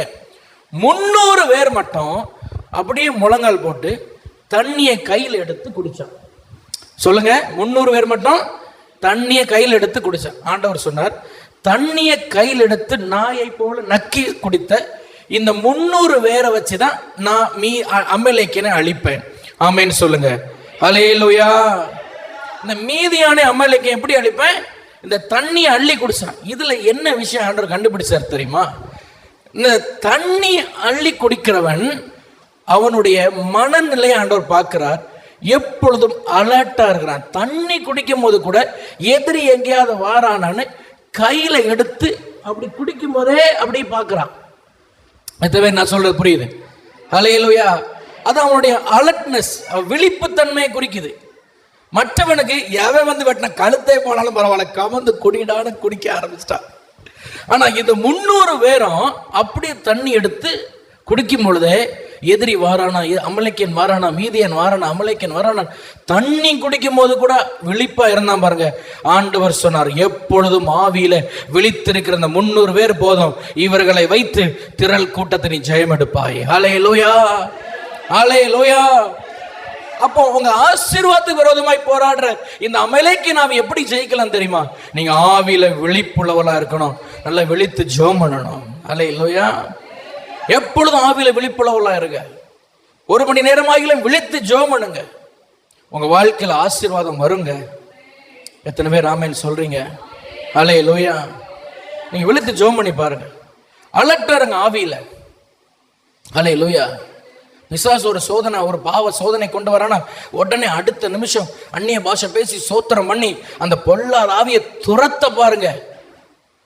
நான் சொல்ற எத்தனை பேருக்கு புரியுது? ஹல்லேலூயா. பிராக்டிக்கலா அப்படிதான் செய்யணும். எல்லாருக்கும் சோதனைகள் வரும், எல்லாருக்கும் பாடுகள் வரும். ஹல்லேலூயா. பிரசங்கம் பண்றேன், எங்களுக்கு சோதனைகள் வராதுன்னு நினைக்கிறீங்களா? நிறைய எங்களுக்கு ஜாஸ்தி வரும். Praise the lord. ஹல்லேலூயா. அன்னைக்கு ஐயா சொன்னாங்க, நான் பாட்டு பாடிட்டு வீட்டுக்கு போகும்போது என்னை இருக்க விட மாட்டேங்குதுன்னு. ஒரு பாட்டு 3 பாட்டு பாடிட்டு போறவங்களை விட மாட்டேங்கன்னா அப்ப என்ன பாடுபடுத்த யோசிச்சு பாருங்க. எப்படி ஜெயிக்கிறோம்? இதெல்லாம் எப்படி ஜெயிக்கிறோம்னா அதுதான் அந்த விழிப்பு ஆவியில. ஹல்லேலூயா. பிசாசு ஏதாவது ஒரு போராட்டங்களை கொண்டு வரும், உடனே அந்த ஆவியானவர் நம்மளை ஆவியை தட்டி விடுவார். டேய் வந்துட்டான்டா, உடனே அலர்ட் பண்ணி விடுவார் நம்மளை. உடனே ஆவியில நிறமே அந்நிய பாஷை, உடனே அவன் இருக்கிற இடம் தெரியாம ஓடுவான். ஆமென் சொல்லுங்க. ஹல்லேலூயா. இந்த ஆவியில விழிப்புள்ளவன் தான் அமலேக்கினை ஜெயம் எடுக்க முடியும். ஆமென் சொல்லுங்க. ஹல்லேலூயா. டெய்லி நான் சொல்றேன், உங்க வாழ்க்கையில நீங்க விழித்து 1 மணி நேரம் ஆகிலும் 1/2 மணி நேரம் ஆகிலும் நீங்க விழித்து ஜெபம் பண்ணுங்க. நிச்சயமாக உங்க கையின் பிரயாசம் இந்த ஆண்டு ஆசீர்வதிக்கப்படும். எத்தனை பேர் விசுவாசிக்கிறீங்க? ஹல்லேலூயா. ஏன்னா ஆண்டவருக்கு வேண்டியது ஆவியில அலர்ட்டா இருக்கிறவங்க. சும்மா பிரசங்க நேரத்திலேயே நமக்கு தூக்கம் வருது. எங்க ஆவியில அலர்ட்டா இருக்க? ஆவியில நல்ல அலர்ட்டா இருக்கணும், விழிப்பா இருக்கணும். ஹல்லேலூயா. நல்ல பிரசங்கத்தை தாவீது சொல்கிறார். நான் பிரசங்க கேட்கும் போது வாயை பொளந்து பிரசங்க கேட்பேன் தாவீது சொல்றார். எப்படி கேட்பாராம்? பைபிள் வசனம் இருக்கு. எப்படி கேட்பாராம்? வாய எப்படின்னா எப்போ எனக்கான வார்த்தை வரும் நான் அப்படி பிடிச்சுக்கலான்னு எவ்வளவு ஆர்வமா இருக்காங்க பாருங்க. ஹல்லேலூயா. இன்னைக்கு வாய் திறக்குது, ஆனா வேற மாதிரி கண்ணை மூடி திறக்கு, அப்படி தூக்கத்துல திறக்கு. அது அல்ல, ஆர்வத்துல. நீ வாய் திறக்கல அப்படிலாம் சொல்லல, நீங்க நல்லா ஆர்வமா கேட்கணும் வசனத்தை. எனக்கான வார்த்தை எப்போ கிடைக்கும்? ஹல்லேலூயா. இந்த வார்த்தைக்கான வேர்டு நீங்க அந்த ஆர்வத்தோடு இருந்தீங்கன்னா வருங்க. உங்க என்ன அறியாம கூட சில நேரம் உங்களுக்கு வந்துடும் அது. ஹல்லேலூயா. அதுதான் அந்த ஆண்டவர், அதுதான் ஆவியானுடைய கிரியை. ஏன்னா இந்த இடம் அப்படிப்பட்ட ஒரு இடம். ஹல்லேலூயா. அப்போ ஆண்டவர் கிதியோன்ட்டு சொன்னார், ஆவியில விழிப்புள்ளவன் 300 பேர் இருந்தா போதும், அவன் வெட்டி கிளிய மாதிரி இருந்தாலும் அந்த கூட்டத்தை துரத்த முடியும். ஹல்லேலூயா. கடைசியாக 4வது 3 விஷயம் சொல்லுங்க பாப்போம், உங்களுக்கு மறக்க கூடாது. முதல்ல கிரீடம் எதை சொல்லுது? ஜெயத்தை சொல்லுது. 2வது அடுத்த சந்ததி. Very good. நான் இந்த பக்கம் சத்தமே வரல, மறந்துட்டா. அடுத்த சந்ததி எழுதாவது, நீங்க சும்மாவது அந்த கிரீடம் அப்படிப்பட்டு எழுதி வச்சிருக்கேன். 3வது கிரீடம் எதை குறிக்குது? ஆசீர்வாதம். 4வது கிரீடம் பிரதிஷ்டை உள்ள வாழ்க்கை குறிக்குது. கிரீடம் எதை குறிக்குது? பிரதிஷ்டை உள்ள காரியம், வாழ்க்கை குறிக்குது. நல்ல ஒரு வசனத்தை வாசிக்கலாம். வாசித்து அந்த அமலேக்கின் ஆவியை நான் உங்களுக்கு காண்பித்துக் கொள்கிறேன். எஸ்தரின் புஸ்தகம் 3ஆம் அதிகாரம் 8ஆம் வசனத்தை வாசிங்க. எஸ்தர் 3ஆம் அதிகாரம் 8ஆம் வசனம் வாசிங்க. எஸ்தர் 3ஆம் அதிகாரம் 8ஆம் வசனம். மைக்ல வாசிக்கிறீங்களா? ஆகாஸ்வேரு ராஜாவை நோக்கி, உம்முடைய ராஜ்யத்தின் சகல நாடுகளிலும் உள்ள ஜனங்களுக்குள்ளே ஒருவித ஜனங்கள் சிதறுண்டு பரம்பி இருக்கிறார்கள். அவர்களுடைய வழக்கங்கள் சகல ஜனங்களுடைய வழக்கங்களுக்கும் விகற்பமாய் இருக்கிறது. அவர்கள் ராஜாவின் சட்டங்களை கை கொள்ளுகிறதில்லை. ஆகையால் அவர்களை இப்படி விட்டிருக்கிறது ராஜாவுக்கு நியாயம் அல்ல. ஹல்லேலூயா. கவனிங்க, எந்த ஆவியை குறித்து பார்த்து வருகிறோம்? சொல்லுங்க. அமலேக்கின் ஆவி. என்ன விழிப்பு போச்சா? கண்ணை திறந்து பசங்க கேளுங்க. இந்த ஆமான் நல்லா கவனிங்க, இவன் ஒரு அமலேக்கியன். எப்படி பாச சொல்றீங்க? எஸ்தர் புஸ்தகத்தில் வருகிற இந்த ஆமான் யாரு? சொல்லுங்க. ஒரு அமலேக்கியன். வாசிக்கலாமா? எஸ்தர் 3ஆம் அதிகாரம் 1 வசனம் பாருங்க. இந்த நடவடிக்கைகளுக்கு பின்பு அமத்தாத்தாவின் குமாரனாகிய ஆமான் என்னும் ஆகாகியன். ஆமான் என்னும் யாரு? இந்த பக்கம் சொல்லுங்க, தம்பிமார் சொல்லுங்க. ஆமான் என்னும் யாரு? ஆகாகியன். ஆகாகியன். இந்த ஆகாகு அப்படின்னு சொல்றது அமலேக்கிய ராஜாக்களுக்கு கொடுக்கிற ஒரு டைட்டில். டைட்டில்னா என்னது? ஒரு ஒரு இப்போ நம்ம ஊர்ல இப்போ பழைய நாட்களில் எகிப்தில் இருக்கிற ராஜாக்களுக்கு பல பேர் இருக்கும். ஆனாலும் ஒரு டைட்டில் கொடுப்பாங்க. அது என்னது? பார்வோன். பேர் வேற பேர் இருக்கும். தட்மோசஸ், ராமசீஸ்னு நிறைய பேர் இருக்கும். ஆனா அவங்களுக்கு கொடுக்கிற ஒரே டைட்டில் என்னது? பார்வோன். பெலிஸ்தியர் ராஜாக்களுக்கு ஒரு டைட்டில் கொடுப்பாங்க, அவங்க பேர் அபிமெலேக். சொல்லுங்க, நீங்க வாசிக்கலாம். ஆபிரகாம் காலத்தில் ஒரு அபிமெலேக் இருந்தார், தாவீதின் காலத்தில் ஒரு அபிமெலேக் இருந்தார். எல்லாம் ஒரே அபிமெலேக் கிடையாது, அந்த டைட்டில் அந்த ராஜாக்கள் கொடுக்க டைட்டில். அது போல ஏரோது, அதுவும் ஒரு டைட்டில். இப்போ இந்த இதை நீங்க பார்க்கும் பொழுது அமலேக் அப்படின்னு சொல்ற இந்த ராஜாக்களுக்கு கொடுக்கிற டைட்டில் தான் ஆகாக். ஹல்லேலூயா. இப்ப நம்ம ஊர்ல போப் இருக்கிறாங்க, போப்புக்கு பல பேர் இருந்தாலும் எல்லாரும் என்ன சொல்லுவோம்? போப். அது ஒரு டைட்டில். அந்த அது ஒரு டைட்டிலுக்கு தமிழ்ல என்ன? இயற்பெயரா? இயற்பெயரா? இது ஒரு பெயர். அது ஒரு பொது பெயர் மாதிரி. அது என்னது? ஒரு பொது பெயர் மாதிரி. அது நீங்க 1 சாமுவேல் 15:8 வாசிக்கலாம். அமலேக்கின் ராஜாவாகிய ஆகாகை உயிரோடை பிடித்தான் அப்படின்னு வாசிக்கிறோம். சவுல் உயிரோடை பிடித்தான் வாசிக்கிறோம். 1 சாமுவேல் 15:8 நீங்க எழுதி வைத்துக் கொள்ளுங்க, வாசிக்க வேண்டாம். அப்போ ஆகாகன்னு சொல்றது நல்லா சொல்லுங்க, என்னது? அமலேக்கே ராஜாக்களுக்கு கொடுக்கிற ஒரு பொதுவான பெயர், ஒரு டைட்டில் அது. அப்ப ஆமான் என்று சொல்றது யாரு? இவன் ஆகாக், அதாவது இவன் ஒரு அமலேக்கியன், அமலேக்கிய சந்ததி இவன். ஹல்லேலூயா. இவன் யாரு? இஸ்ரவேல் ஜனங்களுக்கு எகிப்திலிருந்து வெளியே வந்த பொழுது போராடின அமலேக்கியன். எஸ்தர் புஸ்தகத்திலையும் யூத ஜனங்களுக்கு விரோதமா அவன் எழும்புறான். அந்த அமலேக்கியன் ஆவி பாருங்க. ஹல்லேலூயா. ஒரு ஹல்லேலூயா சொல்லுங்க. ஹல்லேலூயா. இந்த அமலேக்கின் ஆவியை ஜெயித்தது யார் தெரியுமா? மொர்தெகாய். இந்த ஆகாகை, இந்த ஆமானை ஜெயித்தது யாரு? மொர்தெகாய். மொர்தெகாய் யார் தெரியுமா? யூதன். அவன் யாருக்கு சந்ததி தெரியுமா? முதல் ராஜா சவுலுக்கு சந்ததி அவன். ஹல்லேலூயா. எஸ்தரின் புஸ்தகத்துல நீங்க 2ஆம் அதிகாரம் 5ஆம் வசனத்துல நீங்க பார்த்தீங்கன்னா, அப்பொழுது சூசான் அரண்மனையில் பென்யமனாகிய கீசின் குமாரன் சீமேனுடைய மகனாகிய யாவேரின் குமாரன் மொர்தெகாய். இந்த கீசுக்க சந்ததி, இந்த பென்யமின் சந்ததி தான் முதல் ராஜா சவுல். ஹல்லேலூயா. இந்த சவுல் ராஜா அமலேக்கியனை கொல்லல, ஒரு அமலேக்கியனை உயிரோடு விட்டான். ஆனால் கர்த்தர் அதே சந்ததியில் இருந்த மொர்தெகாயை வச்சு அமலேக்கியனுக்கு ஒரு முற்றுப்புள்ளிய வச்சார். பைபிளின் படி கடைசியா வாழ்ந்த அமலேக்கிய சந்ததி ஆமான் சந்ததி. ஆமேன் சொல்லுங்களேன். ஹல்லேலூயா. அப்ப முதல் ராஜா செய்ய வேண்டிய வேலையை அவன் விட்டதுனால இன்னொரு மனுஷன் ஆண்டவர் அபிஷேகம் பண்ணி அவன் சந்ததியிலிருந்தே எடுத்து அந்த அமலேக்கியனுக்கு இப்போ கூட நிறைய அமலேக்கிய ஆவி யூத ஜனங்களுக்கு விரோதமா போராடிட்டு தான் இருக்கு, இன்னைக்கும் போராடு. ஹல்லேலூயா. ஒரு எனக்கு தெரிந்த ஒரு போதகர் பாஸ்டர் டேவிஸ் அவர்களுடைய புஸ்தகத்தை நான் வாசித்து பார்த்தேன்.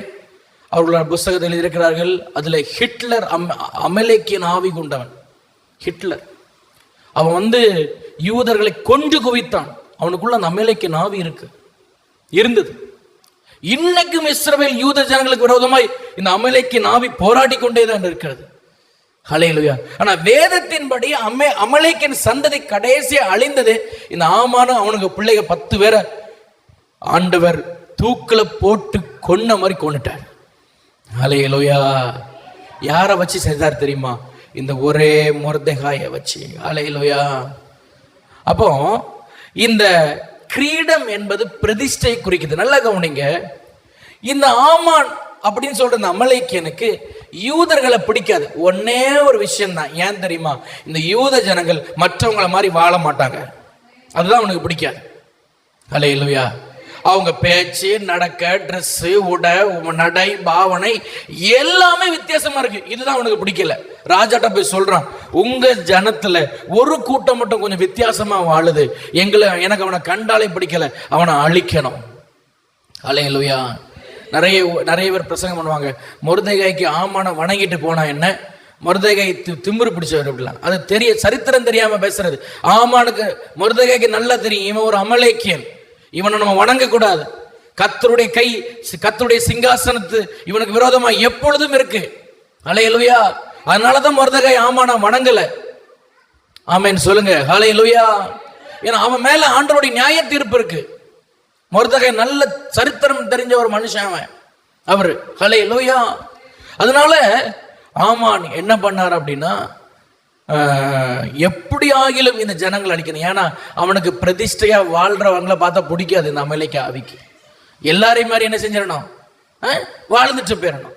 எல்லாரும் மாதிரி ட்ரெஸ் போடணும், எல்லாரும் மாதிரி மேக்கப் போடணும், எல்லாரும் மாதிரி வாழ்ந்துட்டு போயிடணும். ஹல்லேலூயா. ஊர்ல என்னென்ன சம்பிரதாயம் சடங்குகள் எல்லாத்தையும் செஞ்சுட்டு போயிரு. அப்படின்னா உங்களுக்கு அமலேக்கு ஆவி உங்களை ஒன்றும் பண்ணாது.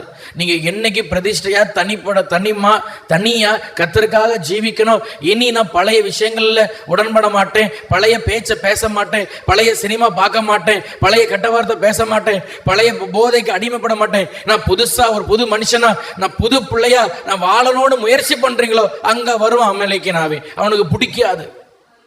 ஹல்லேலூயா. அதனால இந்த யூத ஜனங்களை அழிக்கிறதுக்கு இந்த அமலேக்கின் ஆவி போராடிச்சு. அப்போ கிரீடம் என்பது நான்காவது, அது பிரதிஷ்டையை குறிக்குது. கிரீடம் எதை குறிக்குது? பிரதிஷ்டையை குறிக்குது. இதை எப்படி தெரியுமா மொர்தெகாய் ஜெயம் எடுத்தார்? எப்படி ஜெயம் எடுத்தார் தெரியுமா? எஸ்தரின் புஸ்தகம் 4ஆம் அதிகாரம் 1 வசனத்துல நீங்க வாசிக்கும் பொழுது வாசிங்க. நடந்த யாவற்றையும் அறிந்த பொழுது கிழித்து கொண்டு ரெட்டுடுத்தி போட்டுக்கொண்டு துயரமுள்ள மகா சத்தத்துடன் அலறி கொண்டான். ஹல்லேலூயா. இந்த அமலேக்கின் ஆவியை நம்ம கடைசியா ஜெயிக்கிறதற்கு ஒரு ஆயுதம் கண்ணீரின் ஜெபம். என்ன ஜெபம் சொல்லுங்க? உபவாசித்து கண்ணீரோடு மொர்தெகாய் ஜெபித்தார். இந்த கண்ணீரின் ஜெபம் அமலேக்கு ஆவியை கண்டிப்பா நீங்க ஜெயம் எடுப்பீங்க. உங்க பிரதிஷ்டையில நிக்க விடாதபடி, கர்த்தருக்காக நீங்க வாழ முடியாதபடி போராடுகிற இந்த அமலேக்கின் ஆவியை நீங்க எப்படி ஜெயிக்கலாம் தெரியுமா? கண்ணீரின் ஜெபம் உங்களுக்கு வேணும். எத்தனை பேருக்கு அதை ஆசைப்படுறீங்க? ஹல்லேலூயா. நிறைய பேருக்கு ஜெபிக்கும் பொழுது கண்ணீரே வராது. எப்படிதான் அது வராம இருக்கும் எனக்கு ஒண்ணுமே புரிய மாட்டேங்க. ஹல்லேலூயா. கண்ணீரே வராது. என்னதான் ஜெபம் பண்ணாலும் இருதயம் உடையவே உடையாது. ஹல்லேலூயா. கல்லு மாதிரிதான். இதெல்லாம் ஆண்டவர் நம்ம இருதயத்தை உடைக்கணும். எல்லா பரிசுத்தவான்களும் ஜெயம் எடுத்த பரிசுத்தவான்களுடைய வாழ்க்கையை நீங்க ஆராய்ச்சி பண்ணி பாருங்க. அவங்க வாழ்க்கையில ரகசியத்துல அவங்க கண்ணீரோடு ஜெபிக்கிற ஒரு ஜெப ஆவி அவங்க மேல இருந்திருக்கும். நீங்க பரிசுத்தவான்கள்ட்ட கொஞ்சம் டைம் எடுத்து நீங்க பேசி பாருங்க. ஹல்லேலூயா. எந்த ஜெயம் எடுத்த பரிசுத்தவான்களுடைய வாழ்க்கையை நீங்க உன்னிப்பா கவனிச்சு பார்த்தா அவங்க வாழ்க்கையில கண்ணீரோடு அவங்க ஜெபம் பண்ணிருப்பாங்க. யாருக்கும் தெரியாம ரகசியத்துல கண்ணீரோடு அழுது இருப்பாங்க. ஆமென் சொல்லுங்க. ஹல்லேலூயா. அப்போ இந்த மொர்தெகாய் எப்படி ஜெயம் எடுத்தார் தெரியுமா? இந்த ஆமானை பக்கத்துல கூட போக முடியாது. அவன் அவ்வளவு பெரிய ஆள். அவன் எப்படி மொர்தெகாய் ஜெயம் எடுத்தார் சொல்லுங்க? அவன் கண்ணீர் வடிக்க வேண்டிய இடத்துல வடிச்சான். இந்த மொர்தெகாய்க்கு செஞ்ச தூக்கு மரத்துல ஆண்டவர் இந்த ஆமானை அவன் 10 பிள்ளைகளும் போட்டு அன்னையோட ஷட்டரை போட்டு மூடினாரு. ஆமான் அந்த அமலேக்கு சந்ததிக்கு. ஹல்லேலூயா சொல்லுங்க. ஹல்லேலூயா. அப்ப நமக்கு இந்த கண்ணீரின் ஆவி வேணும். எனக்கு தெரிந்த ஒரு போதகர் அவருடைய பிறந்த நாளுக்கு ஆண்டவர்கிட்ட போய் சொல்லுவார், ஆண்டவரே எனக்கு ஒரு கிஃப்ட் தருவீங்களா? கண்ணீரோடு நான் புலம்பி ஜபிக்கிற ஒரு கிஃப்ட் இந்த பிறந்த நாளுக்கு தருவீங்களான்னு ஒரு நாள் ஆண்டவர்கிட்ட கேட்டாரா. அவர் சொல்ல, இன்னைக்கு நான் கண்ணீரோடு தான் ஜபிக்கிறேன். அன்னைக்கு ஆண்டவர் எனக்கு அந்த கிஃப்டை தந்தார். கண்ணீரோடு நம்ம ஜபிக்கிற ஒரு ஜபத்தை ஆண்டவர்கிட்ட, அந்த கிருபையை நம்ம ஆண்டவர்கிட்ட கேட்கணும். ஹல்லேலூயா. அருமையானவர்களே, இந்த ஆண்டு உங்களுக்கு ஒரு ஜெயத்தின் ஆண்டாய் கர்த்தர் மாற்றுவார். கர்த்தர் உங்களுக்கு கிரீடம், முதல் கிரீடம் ஜெயத்தை சொன்னேன், 2வது கிரீடம் அடுத்த சந்ததி, 3வது கிரீடம் ஆசீர்வாதம், 4வது கிரீடம் பிரதிஷ்டை. இந்த கிரீடத்தை எல்லாம் கர்த்தர் தம்முடைய கரத்தில் ஏந்தி இந்த ஆண்டு, இந்த அக்கனி ஆண்டுல உங்களை ஒரு எரிகிற தீவட்டியாய் உங்கள் வாழ்க்கையை மாற்றுவார். நம்ம எல்லாம் எழும்பின்னு இருக்கலாமா? ஜெபம் பண்ணலாமா? எல்லாரும் தேவ சமூகத்தில் எழும்பின்னு இருப்போம். ஆண்டவர்கிட்ட நம்ம கேட்க போறோம், ஆண்டவரே நம்மளைக்கு நாவியை முற்றிலுமா நான் ஜெயம் எடுக்க எனக்கு ஒரு கண்ணீரின் ஆவியை எனக்கு தரணும் ஆண்டவரே. ஹல்லேலூயா, ஹல்லேலூயா. நன்றி ஆண்டவரே, உமக்கு ஸ்தோத்திரம். நன்றி ஆண்டவரே, உமக்கு ஸ்தோத்திரம். Hallelujah. Thank you holy spirit. உமக்கு நன்றி செலுத்துகிறோம், உமக்கு நன்றி செலுத்துகிறோம், நன்றி செலுத்துகிறோம், நன்றி செலுத்துகிறோம். எல்லாரும் கொஞ்ச நேரம் ஆண்டவரை ஸ்தோத்திரம் பண்ணும். ஹல்லேலூயா. நன்றி நன்றி நன்றி நன்றி நன்றி நன்றி நன்றி. லைபாலா ஷகடரதியான் துடவலரா. ஆகாதது எதுவும் இல்லை, உம்மால் ஆகாதது எதுவும் இல்லை. ஆகாதது எதுவும் இல்லை, உம்மால் ஆகாதது எதுவும் இல்லை. அகிலம் அனைத்தையும் உண்டாக்கி ஆளுகிறீர், அகிலம் அனைத்தையும் உண்டாக்கி ஆளுகிறீர். ஆகாதது எதுவும் இல்லை, உம்மால் ஆகாதது எதுவும் இல்லை. பாடுவோம்.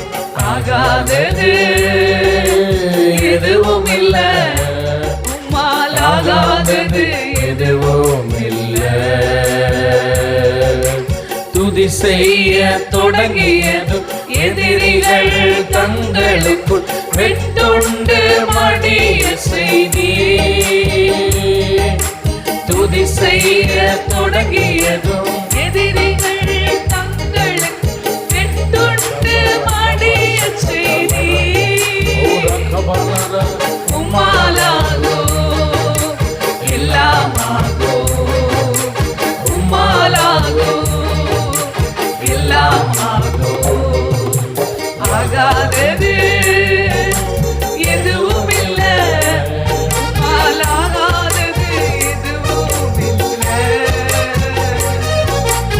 ஆகாதது எதுவும் இல்லை, உம்மால் ஆகாதது எதுவும் இல்லை. கோலும் கையுமாக பிழைக்க சென்றார், பெருக செய்து பெருக்கூட்டமா. கோலும் கையுமாக. எல்லாரும் கை தட்டி பாடலாம். பெருக செய்து பெருக்கூட்டமா. உம்மாலாகோ எல்லாமாகோ, உம்மாலாகோ எல்லாமாகோ.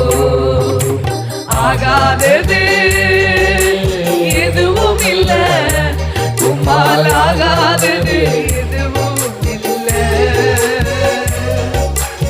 ஆகாதது எதுவும் இல்லை, உம்மால் ஆகாதது எதுவும் இல்லை.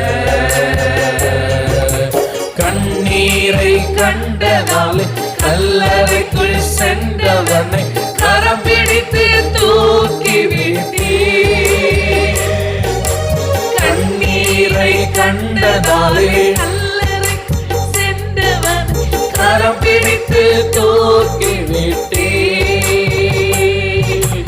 உம்மாலாகோ எல்லாமாகோ, உம்மாலாகோ எல்லாமாகோ. ஆகாதது எதுவும் இல்லை, உம்மால் ஆகாதது எதுவும் இல்லை. ஆகாதது எதுவும் இல்லை, உம்மால் ஆகாதது எதுவும் ஆமென், ஆமென், ஆமென். நம்முடைய கண்ணீருக்கு ஒரு வல்லமை உண்டு. அன்னைக்கு ஆண்டவர் கண்ணீரை பார்த்து, அன்னைக்கு ஆண்டவர் ஆமென் ஹல்லேலூயா லாசருடைய குடும்பத்திலே ஒரு அற்புதத்தை ஆண்டவர் செய்தாரே. ஹல்லேலூயா. ஆண்டவர்கிட்ட கேளுங்க. கண்ணீரோடு நான் ஜெபித்து ஆண்டவரை ஆழமான ஒரு ஜெப ஜீவியத்தை நான் செய்ய என்னுடைய வாழ்க்கையில இந்த ஆண்டு கர்த்தர் வைக்கிற இந்த கிரீடத்தை என் வாழ்வில் இந்த எடுக்க நினைக்கிற நம்மளேக்கின் ஆவியை நான் ஜெயமெடுக்க ஒரு கண்ணீரின் ஆவியினால் என் அபிஷேகம், ஒரு கண்ணீரின் ஜெப ஆவியினால் என் அபிஷேகம் கேளுங்க பார்ப்போம். சில பேர் அநேக நாட்களாச்சு ஆண்டோட சமூகத்தில் கண்ணீரோடு ஜெபம் பண்ணி இதோ பாரம்பரியமா ஜெபிக்கிற மாதிரி நம்ம ஜெபங்கள் மாறிவிட்டது. அல்லேலூயா. இருதயத்தை உடைத்து அழுது பல மணி நேரம் புலம்பி ஜெபிக்க, அல்லேலூயா, நேரம் போகிறதே தெரியாம ஜெபிக்கிற ஒரு ஜெப அனுபவம், ஒரு கண்ணீரின் ஆவியானவர் நம்மேல் ஊற்றுவாராக. ஹல்லேலூயா, ஹல்லேலூயா, ஹல்லேலூயா. எல்லாரும் கர்த்தரை ஸ்தோத்திரம் பண்ணி ஜெபம் பண்ணி கொண்டு இருப்போம். ஆமென். சால செய்ய முன்பாக வந்து தொடர்ந்து கடைசி ஜெபத்தை செய்வார்கள். ஹல்லேலூயா.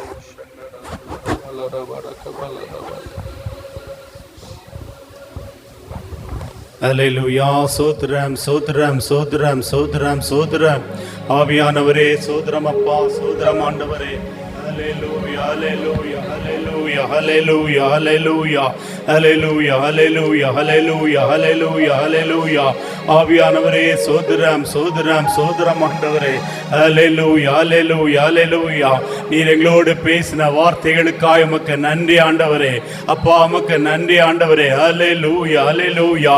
அப்பா இஸ்ரவேல் ஜனங்கள் எகிப்திலிருந்து தகப்பனே ஆண்டவரே, அப்பா சோத்ரம் சோத்ரம் ஐயா, கானானுக்கு போகிறதான வழியில ஆண்டவரே சோத்ரம் ஐயா, முதலாவது தோன்றியதான சத்துரு ஆண்டவரே அமலேக்கு, அப்பா சோத்ரம் சோத்ரம் ஆண்டவரே.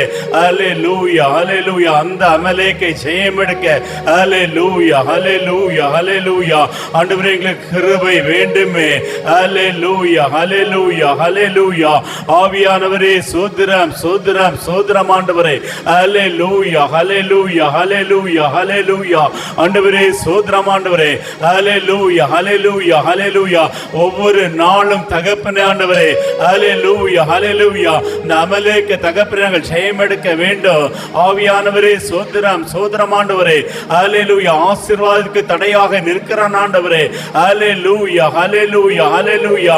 ஆண்டவரே சந்ததியை தகப்பனே கெடுத்து போடுகிறதான அல்லேலூயா அமலேக்கினுடைய ஆவிகளை நாங்கள் எங்களிடத்திலிருந்து துரத்த வேண்டும் ஐயா. அல்லேலூயா, அல்லேலூயா, அல்லேலூயா. ஆண்டவரே ஆசீர்வாதங்கள் எங்களுடைய கைகளில் தங்க கூடாதபடி நித்தமும் போராடுகிற அமலேக்கை நாங்கள் மேற்கொள்ள வேண்டும் ஐயா. அல்லேலூயா, அல்லேலூயா. ஆண்டவரே ஒரு பிரதிஷ்டையினுடைய ஆவி வேண்டும் ஐயா.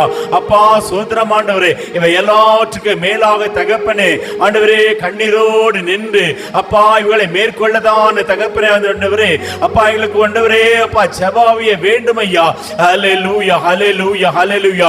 நித்தமும் போராடுகிறதானே இந்த அமலேக்கை நாங்கள் மேற்கொள்ள வேண்டுமானால் ஆண்டவரே எங்களால கூடாது ஆண்டவரே.